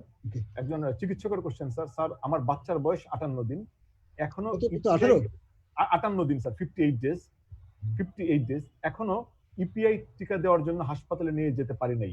এই ক্ষেত্রে আমার কি করা উচিত? হাসপাতালে নিয়ে যাব নাকি অপেক্ষা করব? ডিসিশন নিতে পারছি না, প্লিজ। আমি ঢাকায়, ওরা কুমিল্লায়, দেখা হয় না। আমার মনে হয় যে এখন সম্ভবত হাসপাতালে না নেওয়াই বেশি ভালো। যারা টিকা দেন তাদের কেউ যদি মাঝে মধ্যে আমরা যেটা করি ব্যাকডোর দিয়ে যদি বাসায় নিয়ে বাসায় দেওয়া যায়, তাহলে বেশি ভালো হবে। ঠিক আছে sir. Next question sir. Sir 4 years baby কি ইনফ্লুয়েঞ্জা ভ্যাকসিন দেওয়া যাবে?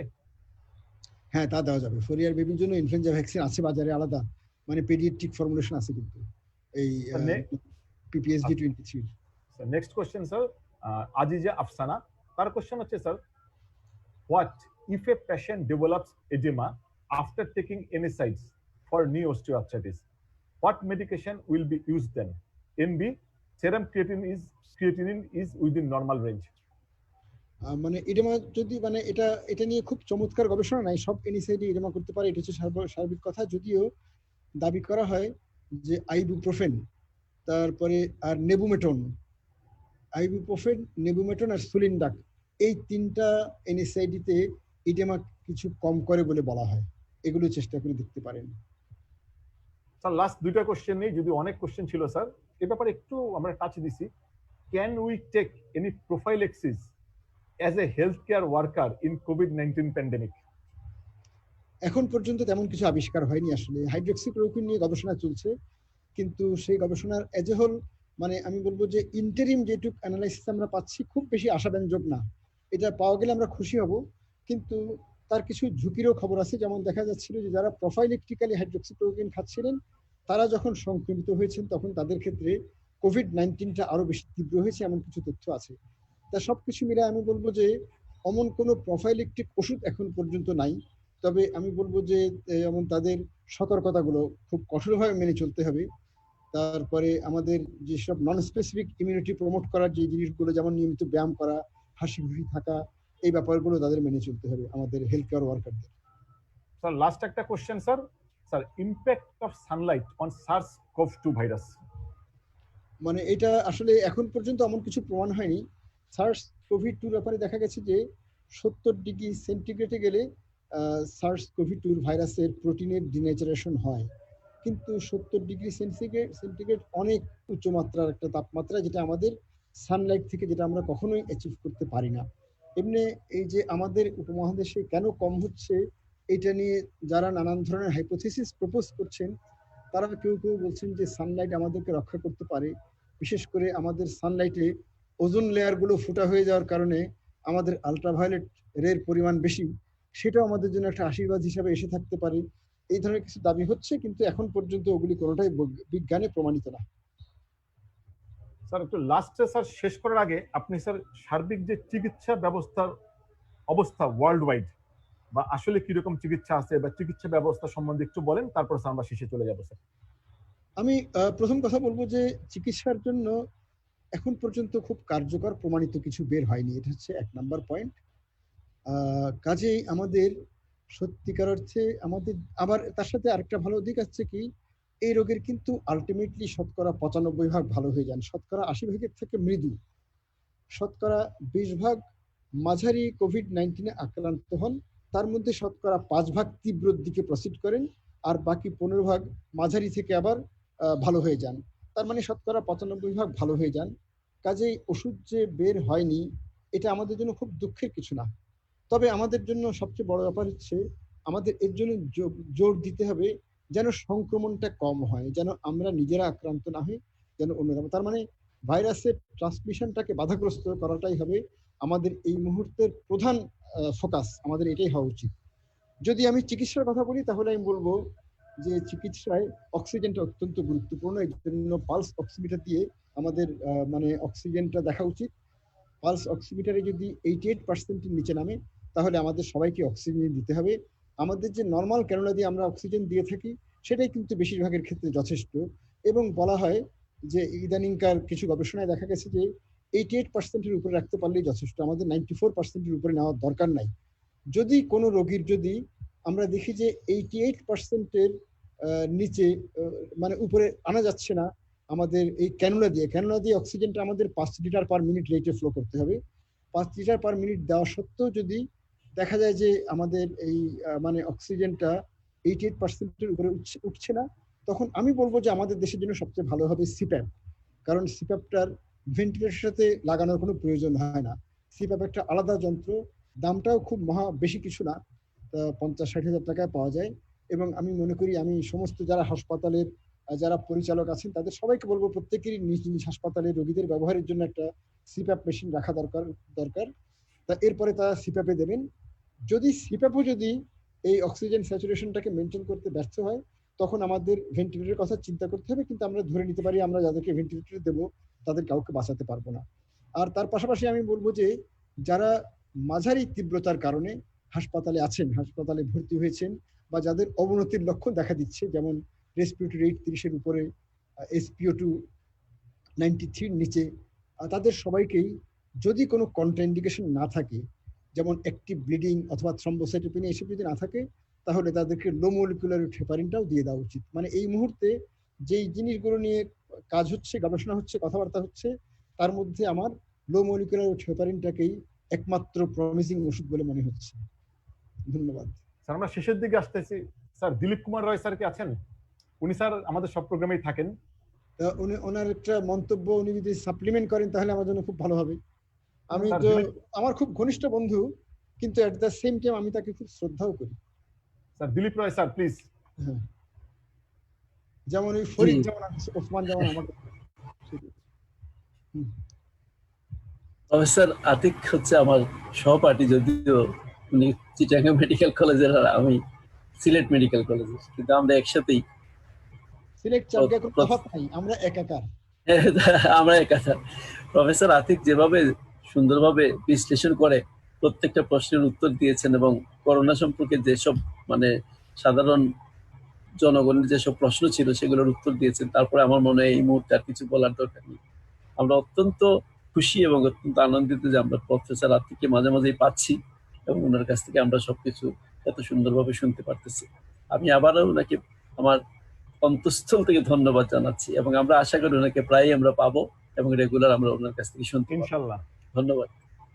আর স্যার দিলীপ কুমার রয় স্যারের জন্য বলতে হবে স্যার, উনি প্রতিদিন টেলিমেডিসিনে আমাদের অনেক রোগী দেখে দিচ্ছেন, প্রতিদিন সময় দিচ্ছেন এবং রোগীরা স্যারের সার্ভিসে খুব খুশি। আর আমি সৈয়দ আতিকুল হক স্যারকে বলতে চাই স্যার, আমরা করোনা সাপোর্ট সিলেট থেকে আমাদের প্রতিদিন টেলিমেডিসিন প্রায় 100-র মতো রোগী দেখছি এবং দিলীপ কুমার রয় স্যারের মতো কনসালটেন্ট দেখছেন। এবং স্যার আমরা ফ্রি অ্যাম্বুলেন্স সার্ভিস চালু রেখেছি স্যার, আমরা চিকিৎসকদের পিপিই দিচ্ছি, অন্যান্য প্রফেশনালকেও পিপিই দিব। তারপরে স্যার আমরা বিভিন্ন সচেতনমূলক ভিডিও তৈরি করছি এবং আপনার মতো স্যার যারা লার্নেড আছে তাদের নিয়ে স্যার আমরা সাধারণ জনগণের জন্য একাডেমিক সেশনও করবো স্যার।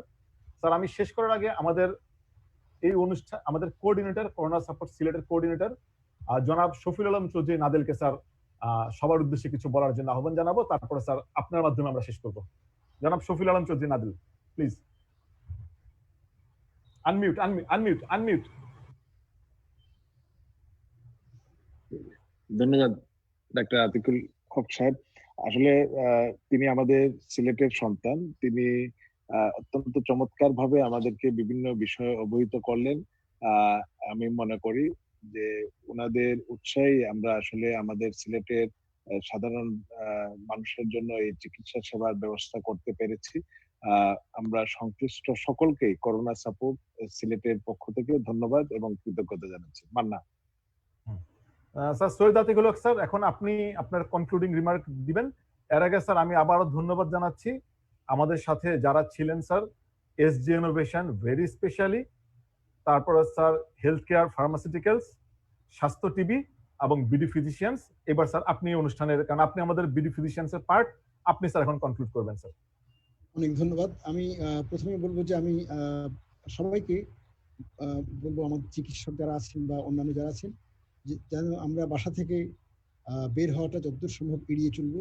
আমরা সোশ্যাল ডিস্টেন্সিং, যেখানে আমাদের কারো কারোর সাথে ইন্টারাকশনে যেতেই হবে, আমরা সোশ্যাল ডিস্টেন্সিংটা মেনে চলবো। আমরা হ্যান্ড হাইজিন, রেসপিরেটরি হাইজিন এগুলো মেনে চলবো। আমি পরিশেষে বিডি ফিজিশিয়ানসকে ধন্যবাদ দেব এই ধরনের একটা চমৎকার আয়োজনের জন্য, যেখানে আমি আমার মনের ভাবগুলোকে, মানে আমি বলবো আমার আপ টু মাই স্যাটিসফ্যাকশন আমি ভাবগুলোকে প্রকাশ করতে সক্ষম হয়েছি, যেগুলো অনেক সময় পারি না। আর এছাড়াও যারা এই অনুষ্ঠানটাকে স্পন্সর করেছেন, হেলথ কেয়ার সহ, আমি তাদেরকেও আন্তরিক ধন্যবাদ জানাই। আমি আপনাদের সাথে আছি সবসময়ের জন্য। স্যার একটা কোশ্চেন স্যার, সাপ্লিমেন্ট কোশ্চেন ঢুকে গেল স্যার, একটু বলি স্যার। গণস্বাস্থ্যের কিট নিয়ে অনেক কথা হচ্ছে স্যার, এই কিটের স্যার আপনি ফিউচার কেমন দেখছেন, বা সিডিসি এটার অ্যাপ্রুভেবলের ব্যাপারে কি স্যার আপনি কোনো কনক্লুডিং রিমার্ক দিবেন? এই যে এবার র্যাপিড টেস্টিং কিট, শুধু গণস্বাস্থ্যের কিট বলে বলছি না স্যার, নট অনলি গণস্বাস্থ্যের কিট স্যার, চীনেও স্যার র্যাপিড টেস্টিং কিট বা পৃথিবীর বিভিন্ন দেশে rapid testing kit sir use হইতেছে। র্যাপিড টেস্টিং কিট নিয়ে স্যার কিছু বলবেন? হ্যাঁ, অবশ্যই বলবো। আমি বলবো র্যাপিড টেস্টিং কিট তো আমাদের অবশ্যই আবিষ্কার হওয়া উচিত, এবং ডব্লিউএইচও কিন্তু অ্যান্টিজেন বেসড র্যাপিড টেস্টিং কিটকে স্বাগত জানিয়েছে এবং বলেছে এই ধরনের কোনো কিট নিয়ে কেউ গবেষণা করতে চাইলে ডব্লিউএইচও তাকে সহযোগিতা করবে। যদিও আমি বলবো যে গণস্বাস্থ্যের এখানে একটা বিষয় ঝামেলা হচ্ছে কি, আমরা জানতে পেরেছি যে কুয়েত মৈত্রী হাসপাতালে তারা এটা নিয়ে গবেষণা করেছেন এবং তারা দেখেছেন তাদের স্পেসিফিটি সেন্সিটিভিটি কেমন, কিন্তু তাদের গবেষণার পদ্ধতিটা কি ছিল, মানে স্টাডি ডিজাইনটা কেমন ছিল এবং তাদের গবেষণার ফলাফলটা কি, তাদের মানে পজিটিভদের মধ্যে কত পার্সেন্ট পজিটিভ ছিল, কত দিনে পজিটিভ ছিল, এই ধরনের তথ্য কিছুই আমরা জানতে পারিনি। তা আমার মনে হয় যে এই তথ্যগুলো আমাদের কাছে আসলেই আমরা আসলে জোর দিয়ে বলতে পারবো যে এই ভ্যাকসিনটাকে অ্যাপ্রুভাল দেওয়া উচিত কি উচিত না। তাহলে স্যার ধন্যবাদ সবাইকে স্যার, বিশেষ করে আপনাকে এবং আমাদের অডিয়েন্স, আমাদের চিকিৎসক, করোনা সাপোর্ট সিলেট সবাইকে ধন্যবাদ দিয়ে স্যার শেষ করছি স্যার। ধন্যবাদ।